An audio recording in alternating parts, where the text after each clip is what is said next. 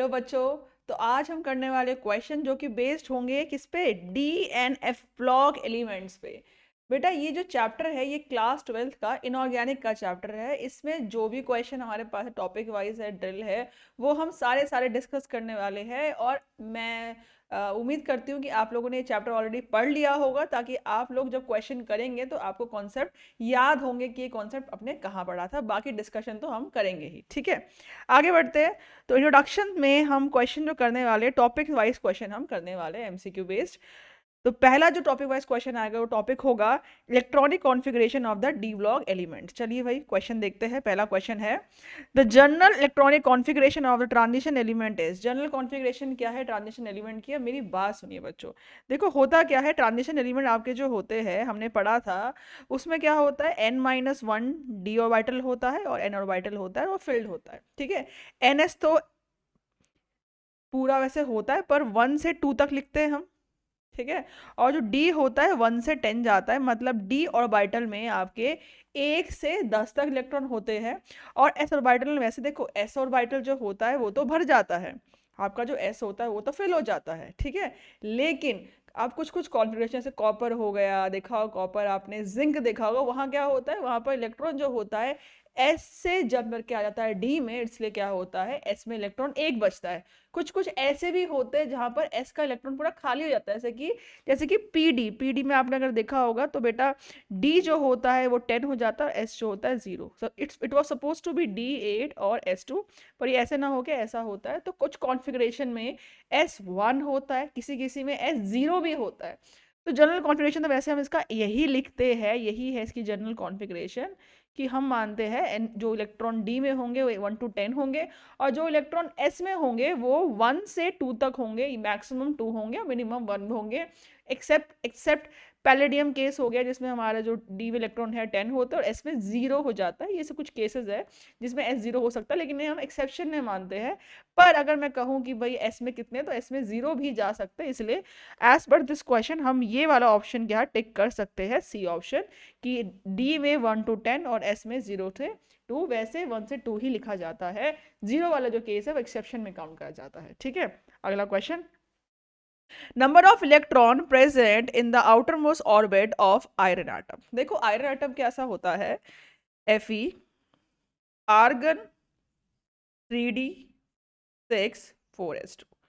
अगर मैं बोलूं बताओ आयरन में कितने प्रेजेंट है वैलेंस इलेक्ट्रॉन, कितने प्रेजेंट है आपके वैलेंस इलेक्ट्रॉन, तो बेटा आप देख रहे हैं यहाँ पर आपके जो है ओवरऑल इलेक्ट्रॉन जो पार्टिसिपेट करेंगे बॉन्डिंग में वो तो 8 इलेक्ट्रॉन है भाई, डी के आपके 6 और एस के 2 है। लेकिन ये पूरा है आउटर मोस्ट ऑर्बिट में कितने इलेक्ट्रॉन है, आउटर मोस्ट ऑर्बिट में तो वो फोर एस है जो है, 4s आपका आउटर मोस्ट ऑर्बिट है और उसमें कितने इलेक्ट्रॉन है, उसमें आपके 2 ही इलेक्ट्रॉन है। तो हाँ बच्चे, आउटर मोस्ट ऑर्बिट में आपके 2 इलेक्ट्रॉन है, जो कि 4s ऑर्बिट की बात कर रहा है।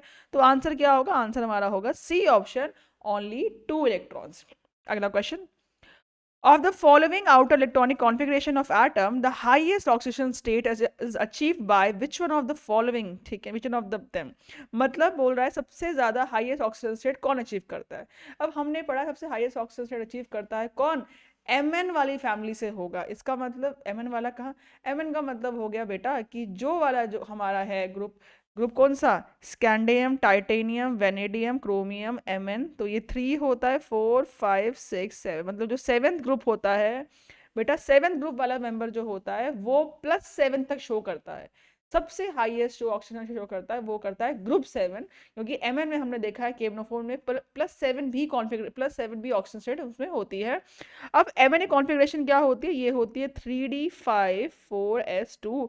इसका मतलब जिनकी कॉन्फ़िगरेशन कैसी होगी, n-1 d5 होगी और ns2 होगी बेटा। ये कॉन्फ़िगरेशन वाले है ना, ये कॉन्फ़िगरेशन वाले जो है आपका मैक्सिमम ऑक्सीजन स्टेट शो कर सकते हैं। तो आंसर क्या होगा, तो आंसर हमारा हो जाएगा option number what, option number D, n-1 d5 और ns2। अगला question, which of the following are d block element but not regarded as transition element। transition element क्या होता है, transition element वो element होता है जिसमें incomplete d orbital हो, partially filled d orbital, मतलब ये हुआ कि d0 ना हो, d10 ना हो, बाकी कुछ भी हो, d1 d2 से लेकर कुछ भी, d1 d2 d3 d4 से लेकर d9 तक चलेगा, पर d10 मतलब फुलफिल्ड ना हो और जीरो ना हो डी, तो बाकी जो भी हो आपका उसे बोल दो ट्रांजिशन एलिमेंट, या तो उसके एलिमेंटल फॉर्म में हो, ग्राउंड स्टेट फॉर्म में हो, या उसके मोस्ट स्टेबल ऑक्सीजन स्टेट में आपका वो पार्शली फिल्ड हो डी। क्यों बोला है मोस्ट स्टेबल ऑक्सीजन स्टेट? जैसे कॉपर के केस में, कॉपर आपका जो होता है ये आपका 3D10 4s1 होता है। तो बच्चे बोलते हैं कि मैम कॉपर तो पूरा डी फील्ड है, तो कॉपर का तो आपका इनकम्प्लीट नहीं है डी, तो why copper is considered as a transition element? Copper जो होता है, कॉपर +2 फॉर्म में बेटा 3D9 हो जाता है 4s0, तो क्योंकि आपका डी जो है ये इनकम्प्लीट फील्ड हो गया, पार्शियली फील्ड हो गया है, तो इसी वजह से आपका कॉपर को भी हम डी ब्लॉक मतलब ट्रांजिशन एलिमेंट में काउंट करते हैं। डी ब्लॉक के तो बहुत सारे होते हैं, ट्रांजिशन एलिमेंट में काउंट करते हैं, ठीक है। तो इसीलिए मैंने कहा कि ऐसा एलिमेंट जो जिनमें डी जो हमारा जो डी ऑर्बिटल है वो इनकम्प्लीट फील्ड हो अपने ग्राउंड स्टेट में या फिर मोस्ट स्टेबल ऑक्सीजन स्टेट में, तो वो उन्हें बोलेंगे हम ट्रांजिशन एलिमेंट। अब जिंक का क्या होता है? अगर जिंक की बात करूं तो जिंक, कैडमियम, मरकरी दोनों सेम, तीनों सेम ग्रुप के एलिमेंट्स हैं। जिंक जो हमारा होता है it is 3D10 4s2। Zinc में देख रहे हो D10 पूरा भरा हुआ है, तो जो हमारा डी ऑर्बिटल है वो आपका इनकम्प्लीट फील्ड नहीं है, पूरा फील्ड है, तो जाहिर सी बात है जिंक को हम कैसे मान सकते हैं ट्रांजिशन एलिमेंट। लेकिन मैंने एक बात कही थी, या तो आपका ग्राउंड स्टेट में हो या फिर किसी ऑक्सीजन स्टेट में वो आपका डी इनकम्प्लीट फील्ड हो। तो जिंक आपका Zn2+ भी फॉर्म करता है, लेकिन बेटा Zn2+ का अगर निकालोगे तो it will B 3D10 4s0। Zinc only form +2 oxygen state करेगा, तो +2 में आपका जो है 3D10 ही रहता है और 4s0 रहता है, तो 3D अभी भी 10 ही है, कंप्लीटली फिल्ड है, तो जिंक को आप कंसिडर नहीं कर सकते ट्रांजिशन एलिमेंट, मतलब ग्रुप 12 के एलिमेंट को आप नहीं करते consider as transition element. Same ऐसा होता है cadmium. Cadmium is 4D10 5s2 और मर्करी इज 5D10 6s2।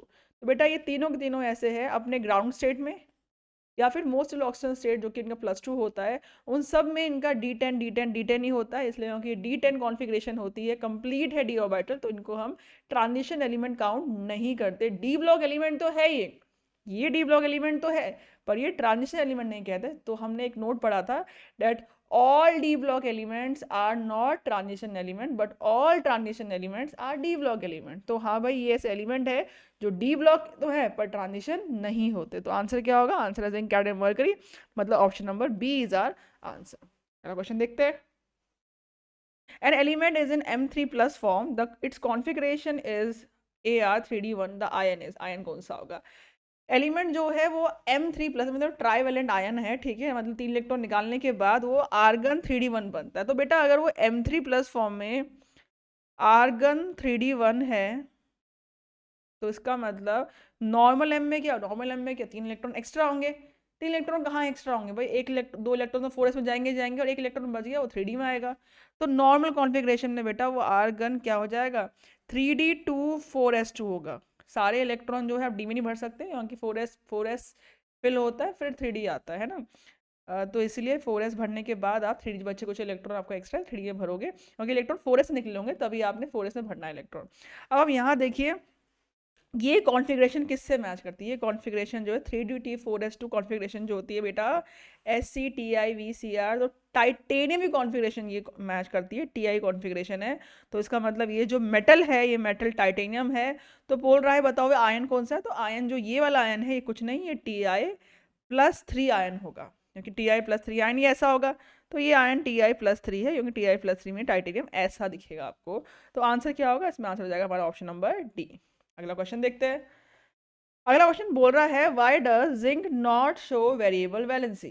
तो जिंक जो होता है it show only one valency जो है +2। Zinc show only +2 oxygen state, इसके बाद इसके अलावा जिंक और कुछ शो नहीं कर सकता। क्यों नहीं कर सकता? क्योंकि बेटा जिंक जो होता है उसका डी ऑर्बिटल कंप्लीटली फिल्ड होता है, तो इलेक्ट्रॉन उससे नहीं निकलता। देखो जिंक जो आपका होता है ये होता है आपका आर्गन 3D10 4s2।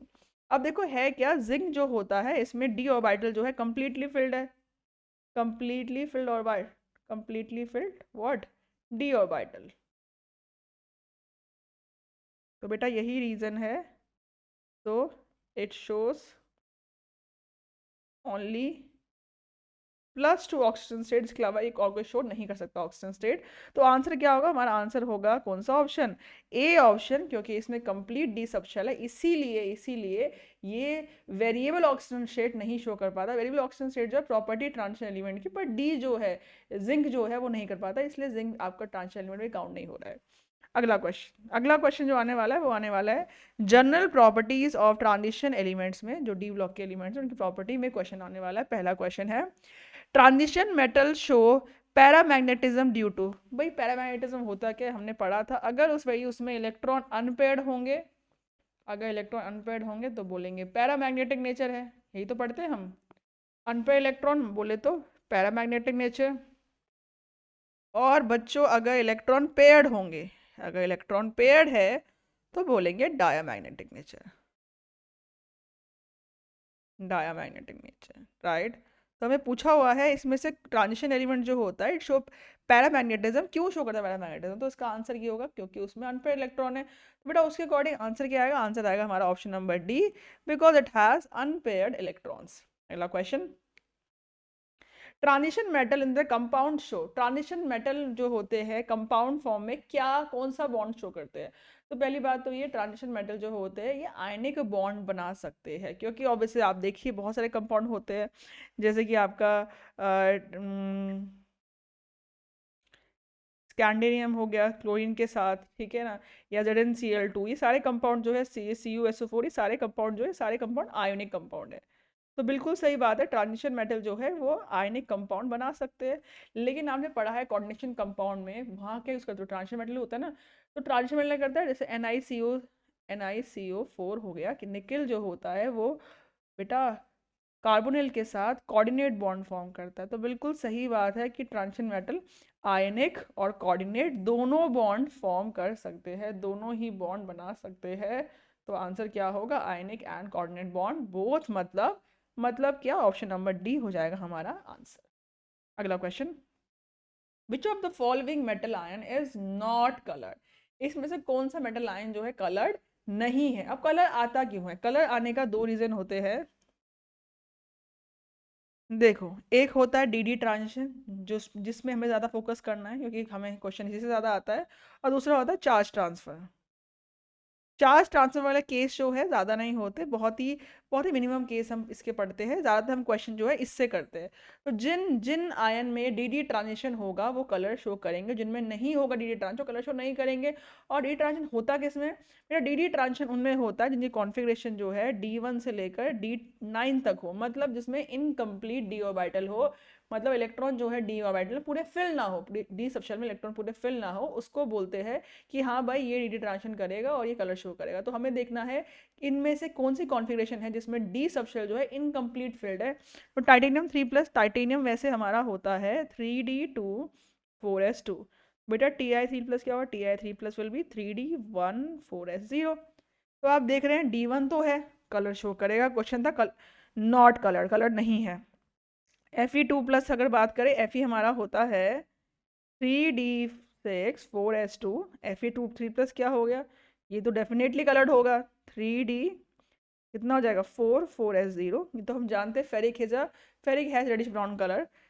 बात करें वेनेडियम की, वेनेडियम होता है SCTIV, मतलब 3D3 4s2, तो वेनेडियम 2+ क्या हो जाएगा, it will B 3D3 4s0। तो आप देख रहे हैं तीन तीन इलेक्ट्रॉन डी में है, इनकम्प्लीट डी सबशेल है, तो इसीलिए कलर्ड होगा। और लास्ट है जिंक, तो बच गया यही आंसर, तो यही होगा, फिर भी देख लेते हैं कैसे। ये होता है जिंक, Zn2+ में बेटा 3D10 4s0 हो जाएगा। तो आप देख रहे हैं जिंक जो है उसमें क्या है, उसमें आप देख रहे हैं पूरा डी फिल्ड है, तो क्योंकि यहाँ पर डी जो है कंप्लीटली फिल्ड है, कंप्लीटली फिल्ड डी सबशेल, इसीलिए बेटा क्या होगा, इसीलिए नो डी ट्रांजिशन, कोई डी ट्रांजिशन नहीं होगा, और इसलिए क्या होगा, इसलिए आपका कलर भी नहीं आएगा, नो कलर। तो आंसर क्या होगा बेटा, इसके अकॉर्डिंग आंसर हमारा हो जाएगा क्या, ऑप्शन नंबर डी। आगे बढ़ते हैं next question, formation of interstitial compound makes transition metal क्या। अब देखो होता क्या, what are interstitial compound. Basically देखो ट्रांजिशन मेटल जो होते हैं, जब ये आपस में मेटालिक बॉन्डिंग शो करते हैं, मान लीजिए ट्रांजिशन मेटल का लैटिस जो है वो ऐसे दिखता है। ये जो लैटिस है, मान लीजिए लैटिस ट्रांजिशन मेटल का लैटिस है, ठीक है। कोई ट्रांजिशन मेटल है, ऐसे इसके एटम जो आपस में स्टैक्ड है वाया मेटालिक बॉन्डिंग। तो बीच में जो ये स्पेस बच गया, इस स्पेस में क्या होगा, इन स्पेस में क्या है बेटा, ये स्पेस इतना इनफ होता है कि इसमें बहुत ही छोटे साइज वाले एटम जो है एकोमोडेट कर सकते हैं। जैसे कि अगर इसमें हम चाहे तो कार्बन आ सकता है, कार्बन हो गया, हाइड्रोजन हो गया, नाइट्रोजन हो गया, छोटे छोटे एटम जो हो गए ये इसमें ईजिली एकोमोडेट हो जाते हैं क्योंकि उसका बहुत स्मॉल साइज होता है। यही रीज़न है यही रीज़न है कि ट्रांजिशन मेटल जो है they form interstitial compound, because उनके इंटरस्टिशियल साइड में, दीज आर इंटरस्टिशियल साइड बेटा, इनके इंटरस्टिशियल साइड में छोटे छोटे वाले एलिमेंट आ सकते हैं, तो वो फॉर्म करेंगे इंटरस्टिशियल कंपाउंड, राइट। जैसे कि एग्जांपल है स्टील, स्टील में जो आयरन का लैटिस होता है उसमें कार्बन जो होता है, कार्बन उसके बैठता है इंटरस्टिशियल साइड में, तो तब बनता है अलॉय, और स्टील जो है एक इंटरस्टिशियल कंपाउंड है आयरन और कार्बन का। अब देखिए यहाँ पर बोलता है इंडिशियल कंपाउंड जब बनाता है तो उसमें बताइए ट्रांजिशन एलिमेंट की प्रॉपर्टी क्या हो जाती है। तो बेटा ट्रांजिशन एलिमेंट हो जाता है हार्ड। इससे क्या होता है, इन कंपाउंड में ट्रांजिशन एलिमेंट जो होता है वो हो जाता है हार्ड, क्योंकि ऑब्वियस ही बात है बीच में जहाँ जहाँ जगह खाली थी वहाँ वहाँ कोई भी एलिमेंट आ गया तो ऑब्वियस ही बात है पैकिंग जो है, पैकिंग और कॉम्पैक्ट हो गई। जब पैकिंग और कॉम्पैक्ट हो जाएगी तो ऑब्वियस ही बात है कोई बीच में स्पेस नहीं है, तो उसकी डेंसिटी बढ़ेगी जिस वजह से वो हार्ड हो जाएगा। जब वो हार्ड हो जाएगा तो हार्ड होने के साथ साथ वो ब्रिटल भी हो जाता है, it is not malleable then it will be brittle, तो इसीलिए जो प्रॉपर्टी हो जाएगी ब्रिटल। तो आंसर क्या होगा मार्क, आंसर हो जाएगा हमारा option number D, it become more hard and more brittle, क्योंकि पैकिंग एफिशिएंसी बढ़ चुकी है, बीच में कोई स्पेस नहीं है, उसका नेचर बढ़ जाएगा, डेंसिटी बढ़ जाएगी, हार्डनेस बढ़ जाएगी, जिससे ब्रिटलनेस भी उसकी बढ़ जाती है। अगला question, which form interstitial compound. तो कौन फॉर्म करते हैं बेटा, ट्रांजिशन एलिमेंट सारे करते हैं, ऑल। डी ब्लॉक भी कह सकते हो, डी ब्लॉक सारे ही करते हैं वैसे, ट्रांजिशन या डी ब्लॉक कोई भी। Transition metal form interstitial compound, right? They form interstitial compound। तो अब मैं अगर पूछूं बताइए इन सब में से कौन कौन ट्रांजिशन मेटल है, तो आयरन भी है, निकल भी है, कोबाल्ट भी, बेटा ये सारे के सारे ट्रांजिशन मेटल है। और मैंने आपको बोला सारे के सारे ट्रांजिशन मेटल जो है ये फॉर्म करते हैं इंटरस्टिशियल कंपाउंड, इसका मतलब ये सारे ही तो फॉर्म करेंगे इंटरस्टिशियल कंपाउंड, सारे ट्रांजिशन मेटल है। तो आंसर क्या होगा, आंसर हमारा हो जाएगा यहाँ पर option number word, option number D. अगला question, the magnetic movement of transition metal is related with number of unpaired electron. सही बात है, तो बोल रहा है फॉर्मूला क्या है मैग्नेटिक मूवमेंट का। बेटा मैग्नेटिक मूवमेंट फॉर्मूला जो होता है इसे न्यू से नोट करते हैं।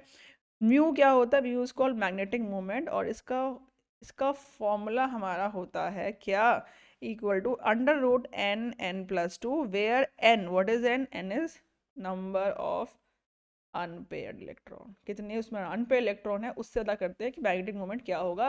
अगर कोई भी इलेक्ट्रॉन अनपेयर्ड नहीं है, सारे इलेक्ट्रॉन पेयर्ड है, तो म्यू की वैल्यू आएगी 0, then it will consider diamagnetic. अगर इलेक्ट्रॉन अनपेयर्ड होगा तब बोलेंगे भाई ये पैरामैग्नेटिक है, ठीक है। तो कितना मैग्नेटिक मोमेंट होगा, पैरा है डाया है मालूम पड़ जाएगा, पैरा मैग्नेटिक अगर है तो कितना पैरा मैग्नेटिक, मतलब कितना इसका मैग्नेटिक मोमेंट होगा वो मालूम पड़ता है हमें इस फॉर्मूले से। जितने भी अनपेयर्ड इलेक्ट्रॉन उसके अंदर होंगे वो पुट कर देंगे फॉर्मूले में, और हमें मालूम पड़ जाएगा इस आयन का मैग्नेटिक मोमेंट क्या है। तो आंसर क्या होगा बेटा, आंसर होगा हमारा ऑप्शन नंबर डी। अगला क्वेश्चन देखते हैं, which of the following compounds has colour but no unpaired electron. Colour तो है पर उसमें कोई भी अनपेयर्ड इलेक्ट्रॉन नहीं है। अब मेरी बात सुनना, कलर क्यों आता है, कलर आता है बिकॉज डी ट्रांजिशन, ठीक है। अब अगर मान लीजिए कोई ऐसा एलिमेंट है जो कलर दे रहा है पर उसमें कोई भी डी ट्रांजिशन नहीं हो रहा है, तो कलर का रीजन वैसे दो होते हैं, मैंने बताया था। पहला रीजन तो है डी ट्रांजिशन, डी ट्रांजिशन जो होगा क्या, डी से डी में जाएंगे इलेक्ट्रॉन ट्रांजिशन करेंगे, जो T2G से EG में जाते हैं, EG T2G में जाते हैं, पढ़ाया था आपको CFT में, हम पढ़ाया गया डी ट्रांजिशन कैसा होता है, ठीक है। तो डी ट्रांजिशन जब होगा तब आपका कलर आता है, तो वो तभी होगा जब आपका क्या, जब आपका इनकम्प्लीट होंगे D orbital. Incomplete D orbital बोले तो इसका मतलब बोले तो D1 से D9 वाले जितने भी होते ये कर सकते हैं डी ट्रांजिशन शो, और ये कलर्ड होते हैं। लेकिन सिर्फ ये रीजन नहीं, कलर कलर का एक और रीजन है जो कि है चार्ज ट्रांसफर। बेटा चार्ज ट्रांसफर दो तरह के होते हैं। पहले होता क्या चार्ज ट्रांसफर, ये जो नहीं कर पाएंगे ये ट्रांजिशन है ना, उसमें से कुछ ऐसे कंपाउंड है जो ये कुछ ही ऐसे सारे नहीं कर सकते, कुछ ही ऐसे होंगे जो ये नहीं कर पाएंगे तो ये कर पाएंगे। ये होते हैं D0 वाले या फिर D10 वाले, या तो होगा D0 या होगा D10। ये करते हैं चार्ज ट्रांसफर शो। मतलब क्या चार्ज ट्रांसफर का, कि आपका जो इलेक्ट्रॉन है या तो लीगेंड से मेटल में जाएगा, तो पहला केस बनता है इसका क्या, LMCT, मतलब ligand to metal charge transfer. क्यों जा रहा है, क्योंकि मेटल में कोई इलेक्ट्रॉन नहीं है, तो ये D0 वाला ही शो कर पा रहा है। अगर मेटल की कॉन्फ़िगरेशन D0 है, मेटल एकदम खाली है, तो लीगेंड देगा इलेक्ट्रॉन मेटल को और इससे कलर आता है LMCT, ligand to metal charge transfer. और दूसरा केस उसका उल्टा, मतलब मेटल दे रहा है इलेक्ट्रॉन लीगेंड को, बोलेंगे MLCT। और कब होगा, जब मेटल पे इलेक्ट्रॉन बहुत ज़्यादा है, तो D10 वाला केस ये होता है। तो दो केसेस है चार्ज ट्रांसफर के, और चार्ज ट्रांसफर सारे नहीं करते, D0 D10 करेंगे, या तो खाली होगा या भरा होगा, उसमें कुछ कुछ ही करते, सारे नहीं कर सकते। उसकी कंडीशंस है कि कब होगा चार्ज ट्रांसफर। और जिनमें ये है वो तो खैर, जिसमें ऐसा है वो तो खैर डी ट्रांसफर ही करेंगे। अब चार्ज ट्रांसफर का केस जो होता है, बहुत अच्छे एग्जाम्पल दिए थे, क्या KMnO4 होता है या फिर K2Cr27, इन दोनों में दिखता है चार्ज ट्रांसफर, क्योंकि Mn जो होता है यहाँ +7 में होता है और Cr जो होता है यहाँ +6 में होता है। बेटा Mn +7 मतलब 3D04S0, और क्रोमियम +6 मतलब 3D04S0। बेटा D पूरा खाली हो गया है, तो इसमें होता है ligand to metal charge transfer. Colour कैसा आता है, कलर होता है इसका पर्पल कह लो, पिंक कह लो, ठीक है। और कलर होता है इसका क्या, ऑरेंज। तो कलर जो इनका आता है, it is because of charge transfer. तो इनमें डी ट्रांसफर नहीं हो रहा है, इनमें चार्ज ट्रांसफर हो रहा है। तो कौन सा ऐसा एलिमेंट बोल रहा है, कौन सा कंपाउंड है जिसमें कलर तो है पर कोई इलेक्ट्रॉन अनपेयर्ड नहीं है, मतलब खाली है इलेक्ट्रॉन। तो कौन सा आंसर है, आंसर है हमारा फर्स्ट ऑप्शन KMnO4। इसमें कलर होता है, it has a very intense colour due to the charge transfer. अगला क्वेश्चन देखते हैं। The lanthanoid contraction related to, what is lanthanoid contraction, हमने पढ़ा था जो लैंथेनॉइड वाले जो लैंथेनॉइड्स होते हैं, उनमें आते हैं F ब्लॉक के एलिमेंट। जब F ब्लॉक एलिमेंट्स आएंगे तो ऑब्वियसली बात है, वो करेंगे पुअर शील्डिंग इफेक्ट। तो क्योंकि वो पुअर शील्डिंग इफेक्ट करेंगे, तो उससे क्या होगा, उससे जो आउटर मोस्ट शेल में जो इलेक्ट्रॉन है उसको मिलेगी अट्रैक्शन न्यूक्लियस से, और वो अट्रैक्ट हो जाएगा, तो साइज छोटा हो जाएगा। आप एक्सपेक्ट करोगे साइज बड़ा होना चाहिए, पर क्योंकि अंदर F ब्लॉक के एलिमेंट्स आ गए, शील्डिंग कर नहीं पाएंगे तो अट्रैक्शन मिलेगी, तो साइज छोटा जाएगा, जिसको हम बोलते हैं लैंथेनॉइड कॉन्ट्रैक्शन। और ये लैंथेनॉइड जो है, लैंथेनॉइड मतलब लैंथेनम के बाद वाले एलिमेंट जो होते हैं, वो वाले ऐसा होते हैं, क्योंकि उनमें F ब्लॉक एलिमेंट्स आते हैं। तो क्योंकि लैंथेनॉइड्स मतलब क्या है, वो F ब्लॉक सीरीज जो लैंथेनॉइड कहते हैं। तो बेटा क्योंकि उनमें F ब्लॉक एलिमेंट्स है, उनकी वजह से ऐसा पुअर शील्डिंग हो रहा है, इसलिए नाम दिया है इसे लैंथेनॉइड कॉन्ट्रैक्शन। तो लैंथेनॉइड कॉन्ट्रैक्शन कहाँ होता है, ये मेटल में भी होता है, मेटल के M3+ सब में होता है। लैंथेनॉइड कॉन्ट्रैक्शन हम देखते हैं मेटल के अंदर और मेटल के आयनिक फॉर्म में। लैंथेनॉइड जो होते हैं वो मिलते हैं आपको +3 फॉर्म में करते हैं। लैंथेनॉइड की जो मोस्ट ऑक्सीजन स्टेट है वो +3 है। +3 is also common oxygen state of lanthanoid. तो बेटा +3 फॉर्म जो होता है उसमें भी दिखता है आपको लैंथेनॉइड कॉन्ट्रैक्शन। तो atomic form as well as this ionic form, दोनों में आपको दिखता है लैंथेनॉइड कॉन्ट्रैक्शन, बिकॉज यह है this is a contraction due to the poor shielding of F orbital present in lanthanoids. ठीक है, तो आंसर क्या होगा, आंसर होगा हमारा ऑप्शन नंबर बी। ठीक है, आ जाओ अगले क्वेश्चन पे। ईच ट्रांजिशन सीरीज कंटेन क्या, what is transition series, D block के एलिमेंट्स की बात करता है। बेटा डी ब्लॉक के एलिमेंट्स में कितने एलिमेंट होंगे, ठीक है। अब जितना डी ब्लॉक में इलेक्ट्रॉन आ सकता है उतने ही तो होते हैं। जैसे एस में 2 आते हैं तो दो ग्रुप होते हैं एस के, है ना। पी में 6 आते तो 6 होते हैं, है ना, 6 ग्रुप होते हैं। जितने इलेक्ट्रॉन की हर एक इलेक्ट्रॉन से एक ग्रुप आता है, D1 group 3, D2 group 4, D5 group 6, है ना। फिर ऐसे करते करते करते करते करते D10 तक जो है वो ग्रुप आएगा। मतलब जब तक आपका डी में जितने इलेक्ट्रॉन भर सकते हैं उतने उतने ग्रुप आते जाएंगे। तो बेटा आपका डी जो है वो 10 तक जाता है, 10 तक, इसका मतलब डी में 10 एलिमेंट्स आएंगे। जस्ट लाइक S2 जाता है तो S में आपके 2 एलिमेंट आते हैं, है ना। इन अ पीरियड, इन एक पीरियड के अंदर एस वाले में 2 एलिमेंट आते हैं। जैसे लिथियम बेरिलियम 2 आते हैं, या फिर सोडियम मैग्नीशियम 2 आते हैं। पी में कितने आते हैं, P6 होता है, 6 एलिमेंट आते हैं एक पीरियड में, 6 एलिमेंट आते हैं। वैसे ही डी में 10 एलिमेंट आते हैं। एक ट्रांजिशन सीरीज में, मतलब एक पीरियड में डी में 10 ही एलिमेंट आएंगे। और एफ में आएंगे 14, बिकॉज एफ जो है 14 तक जा सकता है। ठीक है, तो मार्क कर देते हैं answer, B option is the correct answer. देखते हैं अगला क्वेश्चन। तो क्वेश्चन बोलता है बच्चों, which of the following is not a characteristics of transition element, इसमें कौन सी जो है कैरेक्टरिस्टिक्स नहीं है ट्रांजिशन एलिमेंट के। पहला ऑप्शन बोलता है वेरिएबल ऑक्सीजन स्टेट, भाई बिल्कुल बस सही बात है। ट्रांजिशन एलिमेंट जो होता है it shows variable oxygen state, कोई भी ट्रांजिशन उठा लो उस ऑक्सीजन स्टेट जो होती है बहुत ज़्यादा मतलब वेरी करती है, +2 Ba +3 Ba +5 +6 बहुत सारे आते हैं, तो transition element shows variable oxygen state. अगला बोलता है formation of colour compound, transition element colour compound show करते हैं, बिल्कुल करते हैं। आप देखते हो कलर जो होता है, अगर हम बात करें कॉपर की तो ब्लू आता है कलर, हम मतलब जो भी डी ट्रांजिशन की वजह से हो या चार्ज ट्रांजिशन की वजह से कोई भी रीजन हो, ट्रांजिशन एलिमेंट जो है आपके कलर शो करते हैं। सी बोलता है formation of interstitial compound, transition element में अभी बताया ट्रांजिशन एलिमेंट जो होता है उनके इंटरस्टिशियल साइड में इतना स्पेस होता है कि कोई भी दूसरा छोटे छोटे एलिमेंट वहाँ पर आके एडजस्ट हो जाते हैं और they form interstitial compound that which make transition element hard, which increases the density, which make it brittle.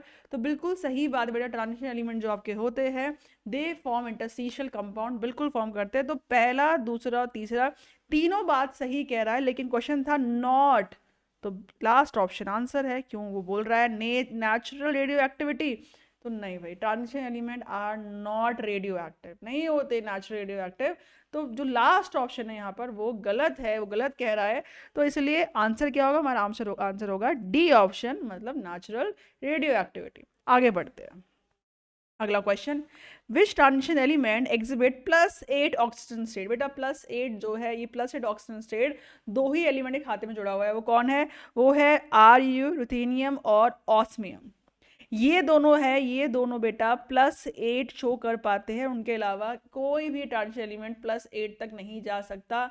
Manganese सिर्फ +7 कर पाता है, लेकिन ये दोनों +8 कर सकते हैं शो। ये दोनों एलिमेंट को याद रखिएगा, they can show +8 oxygen state even. तो आंसर क्या होगा बच्चों, तो आंसर होगा B option, ruthenium and osmium, मतलब BRUOS। आगे बढ़ते हैं अगला question, ferrous ion changes to X ion, ठीक है, on reacting with acidified hydrogen peroxide, बिल्कुल ठीक बात है।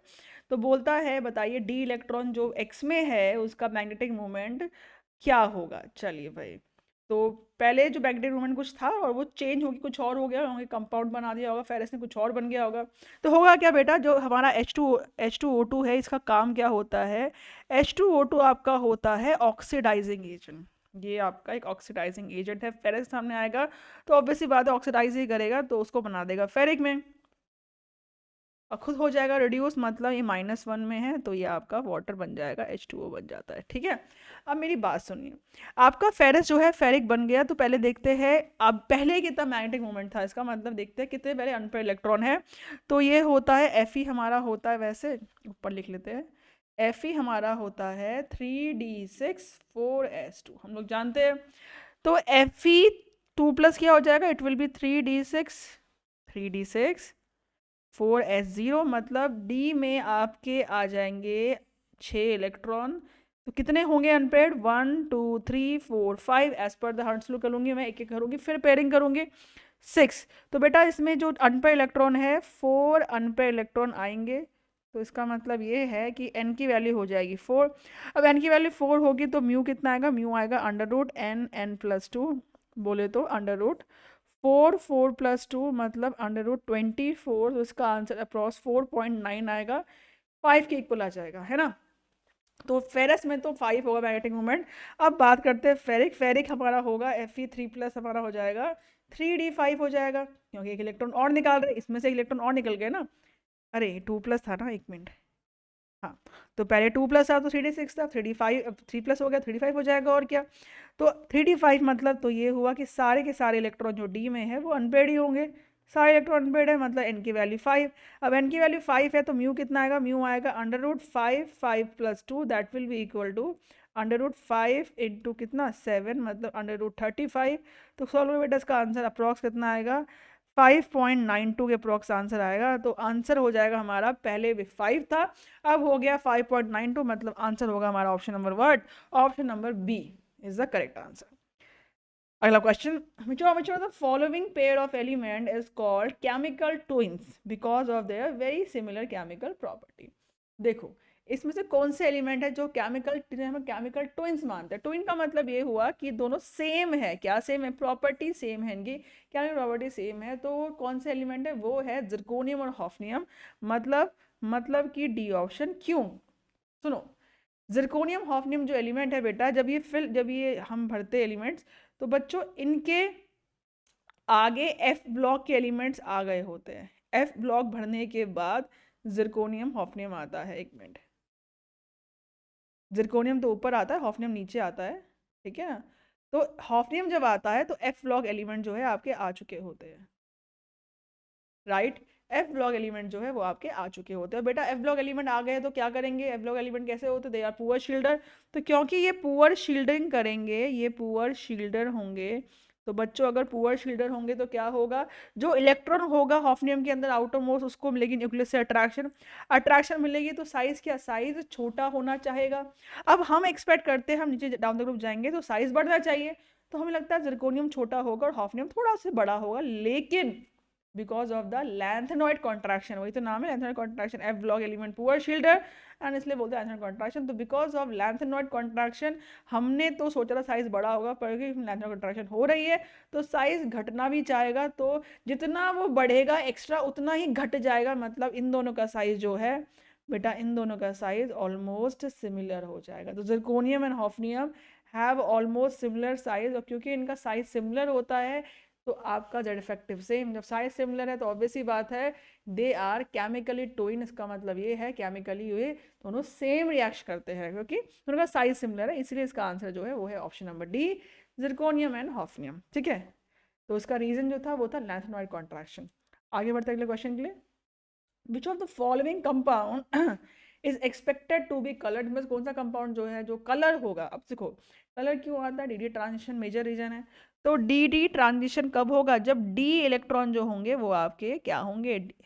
आपके इनकम्प्लीट होंगे, मतलब D1 से लेकर D9। चेक करते हैं भाई किसका D1 से D9 है। तो पहला है AG, ये AG बेटा प्लस में है। AG प्लस का मतलब होता है D10। देखो बता देती हूँ आपको, पहले निकाल लेते हैं। Cu2 प्लस हो गया, ये Mg2 प्लस हो गया, और ये आपका कॉपर Cu प्लस हो गया। समझ में ऐसे मुझे आ गया आंसर क्या होने वाला है यहाँ पर। देखो Ag जो होता है वो होता है D10S1, जी कॉन्फ़िगरेशन है Ag की, ठीक है ना। अब होगा क्या? Ag कॉपर के नीचे आता है, कॉपर सिल्वर गोल्ड ऐसे आता है। जैसे जैसे कॉपर की कॉन्फ़िगरेशन होती है वैसे Ag कॉन्फ़िगरेशन होती है, ठीक है। चलिए अब होगा क्या? अब Ag है D10S1, तो अगर हम Ag प्लस करूँगी तो ये हो जाएगा D10। अब D10 का मतलब हो गया, D10 का मतलब हो गया कि नो DD ट्रांजिशन, क्योंकि मैंने बताया डी ट्रांजिशन कब होगा? जब D1 से D9 तक जाएगा। अब है Cu2 प्लस की बारी। Cu2 प्लस, देखो अब Cu तो हमारा कितना होता है? Cu हमारा होता है बच्चों क्या 3D10 4S1। तो 3U2 प्लस क्या होगा? Cu2 प्लस होगा 3D9 4S0। तो यहाँ पर डी ट्रांजिशन होगा, क्योंकि D9 दिख गया आपको। और Mg2 प्लस में तो कोई डी इलेक्ट्रॉन होते ही नहीं है। और Cu प्लस में, Cu प्लस की अगर बात करें तो ये हो जाएगा 3D10 4S0। तो यहाँ भी नो डी ट्रांजिशन होगा, क्योंकि कॉपर प्लस क्यूप्रस फॉर्म में कलर नहीं आता है, क्योंकि क्यूप्रस जो है आपका उसमें कॉपर जो है आपका उसमें इलेक्ट्रॉन डी में सारे सारे पेयर्ड है, सारे सारे फुलफिल्ड है। तो कैसे कैसे डी ट्रांजिशन हो पाएगा? इसलिए जो आंसर होगा यहाँ पर वो होगा हमारा कौन सा ऑप्शन? ऑप्शन नंबर बी, जो कि कलर्ड है CuF2 कॉपर +2 फॉर्म में है। अगला क्वेश्चन, जो the following ion is diamagnetic. Diamagnetic मतलब है कि सारे इलेक्ट्रॉन पेयर्ड है, कोई भी इलेक्ट्रॉन आपका अनपेयर्ड नहीं है। तो पहला बोलता है Nd3 plus La3 plus Tb3 plus Er3। अब अगर कोई याद होगा स्टार्टिंग एलिमेंट जो लैंथेनॉइड का वो La होता है, लैंथेनम होता है। Lanthanum is not considered lanthanoid element, क्योंकि लैंथेनम जो है वो पहले आता है ना, उसके बाद आता है लैंथेनॉइड सीरीज। लैंथेनॉइड एलिमेंट जो स्टार्ट है वो स्टार्ट है सीरियम से, ठीक है ना। From SCE it goes to Lu तक, ये सारे 14 एलिमेंट जो लैंथेनॉइड सीरीज में आते हैं। लैंथेनम जो है वो नहीं है लैंथेनॉइड एलिमेंट, हालांकि प्रॉपर्टी मैच करती है, पर ये लैंथेनम जो है D ब्लॉक का ही एलिमेंट है, ग्रुप 3 का एलिमेंट है ये, ठीक है। बेटा लैंथेनम की कॉन्फ़िगरेशन जो होती है वो हमारी होती है क्या? कहाँ आता है ये? थर्ड फोर्थ फिफ्थ एलिमेंट है, तो 5D1 और 6S2, ये कॉन्फ़िगरेशन आपकी लैंथेनम की होती है, ठीक है। अब लैंथेनम अगर +3 की बात करूँ तो इसका मतलब 5D 0 हो गया और 6S 0 हो गया। इसका मतलब सब खाली हो गया।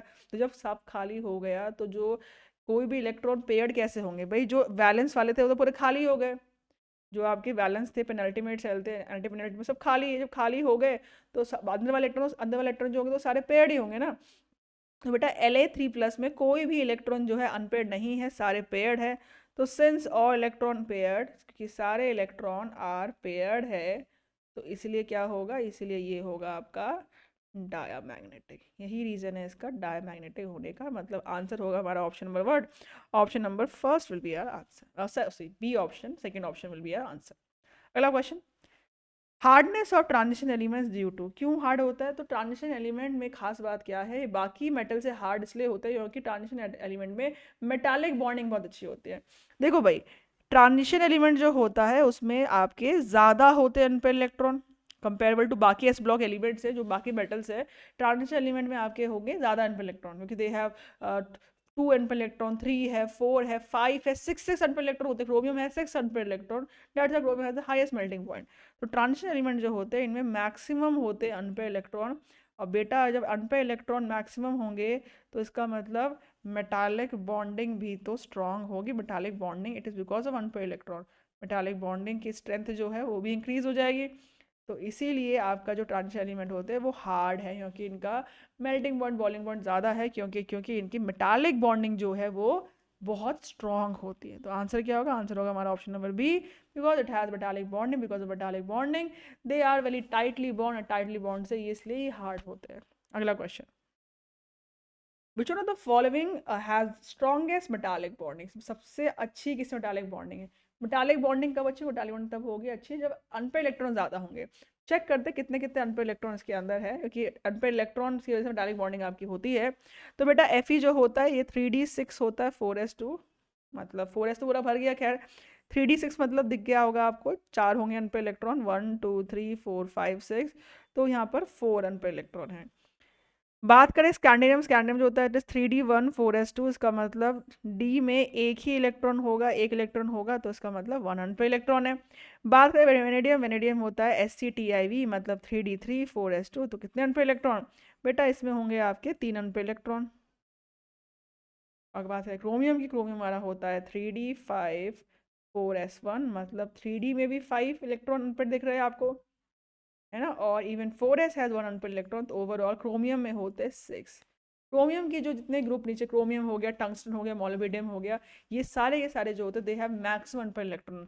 ग्रुप 6 का एलिमेंट है, इसमें मैक्सिमम होते हैं अनपेयर इलेक्ट्रॉन, 6 होते हैं अनपेयर इलेक्ट्रॉन जो किसी में नहीं होते। That's why they have very strong metallic bonding, and that's why they have very high melting and boiling point. Reason is metallic bonding, number of unpair electron. तो answer क्या होगा? आंसर होगा हमारा option number word, option number D will be our answer. अगला question, select the incorrect statement about transition element, बताइए इसमें से कौन सा स्टेटमेंट जो है इनकरेक्ट है। पहला स्टेटमेंट बोलता है the last electron enters in the D orbital, last electron D में आता है। तो हाँ, लास्ट इलेक्ट्रॉन डी में आता है। देखो आपको पता होगा, भले ही लिखते हम लास्ट में 4s है, पर आपको पता है 4s आपका पहले भरता है और फिर बाद में 3d भरता है, या फिर पहले आप भरते हो आप 5s, फिर आप भरोगे आप 4d, मतलब आपका s भरने के बाद आप d में आते हो। तो आखिरी इलेक्ट्रॉन डी में आता है, इसलिए तो बोलते हैं डी ब्लॉक एलिमेंट, इसलिए बोला है इसको। तो बिल्कुल सही बात कह रहा है, क्वेश्चन बोला इनकरेक्ट कौन सा होगा। अगला बोलता है their properties are in between s and p, बिल्कुल सही बात है बेटा। ये डी ब्लॉक एलिमेंट जो होते हैं ये एस और पी के बीच में होते हैं, क्योंकि प्रॉपर्टी भी एस और बी के बीच में लाई करती है। तो बी भी सही कह रहा है। थर्ड बोल रहा है स्कैंडियम जो है is a transition element with smallest atomic radius.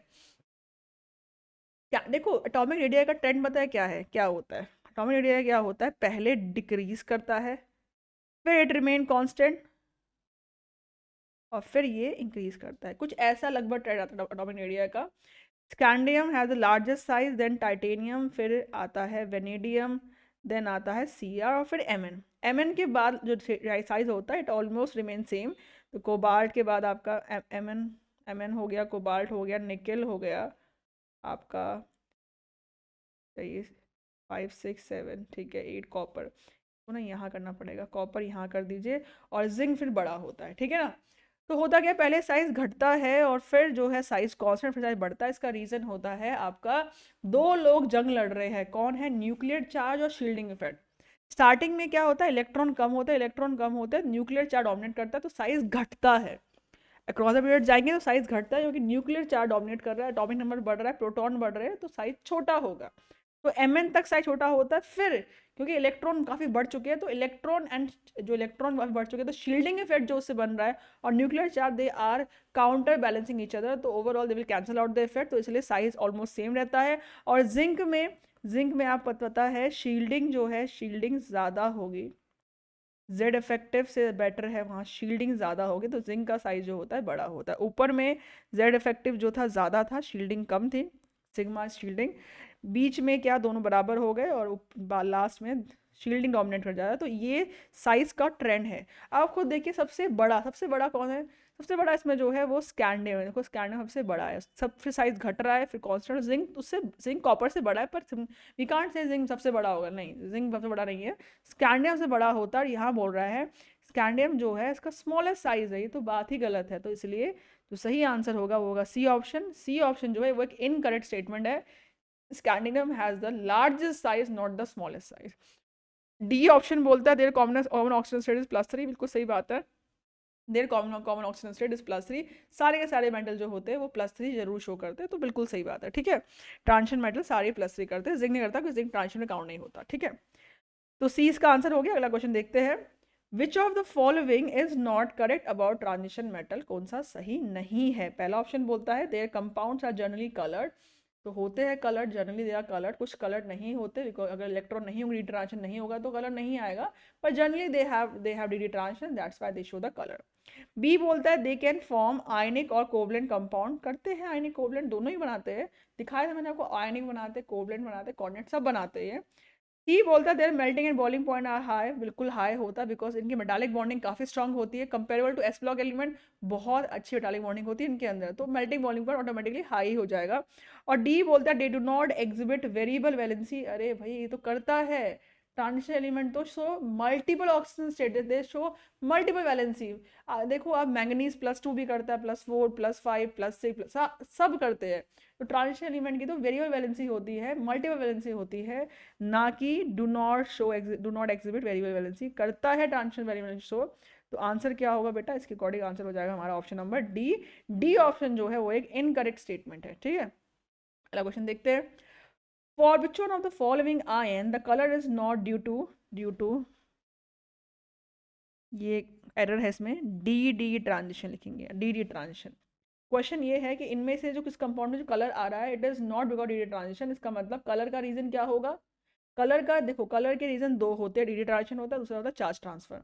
अगर उसने बोल दिया है कलर का रीजन डी ट्रांजिशन नहीं है इनमें, तो क्या होगा फिर, तो होगा चार्ज ट्रांसफर, तो आपको बताना है इनमें से किस में colour it is because of charge transfer. तो हमने पढ़ा था डाइक्रोमेट ऑफ अ मैग्नेट में कि एक था डाइक्रोमेट जिस कलर होता है ऑरेंज, ऑरेंज क्यों होता है, चार्ज ट्रांसफर की वजह से होता है, पढ़ा था ना।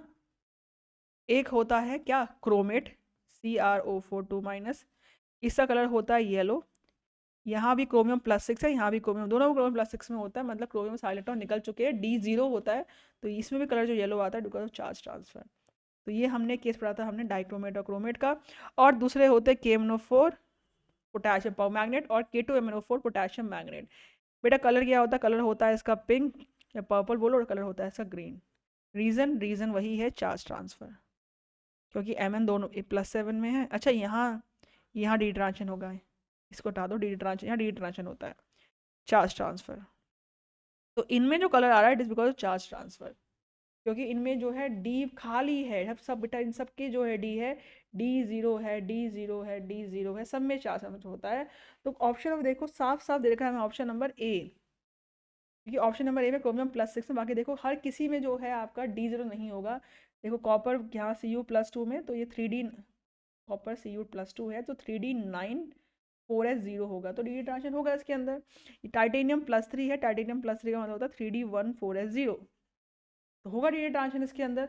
और कोबाल्ट, यहाँ कोबाल्ट +3 है, मतलब ये हो गया 3D6 4s0, यहाँ भी होगा। तो बी में, सी में, डी में, तीनों में डी ट्रांजिशन होगा, सिर्फ ए वाले में there is no d transition because there is charge transfer, colour इसका आता है but because of charge transfer, तो इसलिए आंसर जो होगा वो हमारा होगा ऑप्शन नंबर ए। आगे बढ़ते हैं, अगला question, transition metal are less reactive because of their, transition metal जो होते हैं लेस रिएक्टिव होते हैं, क्यों, क्योंकि बच्चों इनकी आयनाइजेशन पोटेंशियल बहुत हाई होता है भाई, इनका जेड इफेक्टिव इतना अच्छा होता है comparable to s block element, their Z effective is very high, और वही across the period Z effective बढ़ता रहता है, ठीक है। तो इसीलिए इनसे इलेक्ट्रॉन निकालना बहुत मुश्किल होता है, तो they have very high ionization potential, इसीलिए उतने ज़्यादा रिएक्टिव नहीं होते हैं। और दूसरा दूसरा है इसका मेल्टिंग पॉइंट, मेल्टिंग पॉइंट इसका बहुत हाई होता है, तो क्योंकि इसका मेल्टिंग पॉइंट हाई है तो बेटा इसीलिए भी ये रिएक्शन करना चाहता है, क्योंकि मेल्ट ही नहीं होगा तो रिएक्शन कैसे करेगा। आपका बॉन्डिंग इतनी स्ट्रांग है, मेटालिक बॉन्डिंग इतना स्ट्रांग है कि इससे रिएक्ट करना नहीं चाह रहा ना ये। तो because of high melting point and because of high ionization energy, transition metal जो होते हैं वो आपके लेस रिएक्टिव होते हैं। तो आंसर क्या होगा बेटा, आंसर होगा इसमें option number B, high ionization potential and high melting point. अगला question, the correct order of E naught M2 plus M value with negative sign for the successive four successive elements Cr, Mn, Fe and Co is क्या होगा। मतलब reduction potential पूछ रहा है हमसे, reduction potential पूछ रहा है, SRP बोल रहा है, स्टैंडर्ड रिडक्शन पोटेंशियल की वैल्यू पूछ रहा है। अरेंज करिए, देखो होता क्या है, जनरल ट्रेंड तो ये है कि across the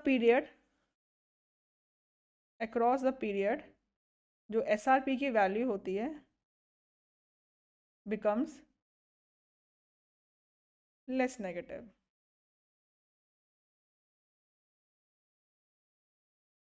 it become less negative मतलब का ये मतलब है कि वो जो है आपका वो इलेक्ट्रॉन लेना लेना चाह रहा है। देखो जिसका हाई नेगेटिव वो इलेक्ट्रॉन लेना नहीं चाहेगा, जिसका लेस नेगेटिव हो उसका मतलब क्या, इलेक्ट्रॉन लेना चाह रहा है। तो अगर हम बात करें Cr की, Mn की, Co की और Fe, तीन एलिमेंट की बात करिए, तो बेटा यहाँ डालने क्या होता है, आपका जो होता है जेड इफेक्टिव बढ़ता है, जेड इफेक्टिव बढ़ेगा तो इलेक्ट्रॉन जो है, इलेक्ट्रॉन गेन करना जो है इसके लिए हो जाएगा ईजी, इलेक्ट्रॉन गेन करना ईजी हो जाएगा, तो इसका मतलब ईजिली क्या, ईजिली रिड्यूस हो जाएगा। और जो रिड्यूस ईजिली होगा इसका मतलब उसका SRP जो वैल्यू होगी वो इंक्रीज होगी।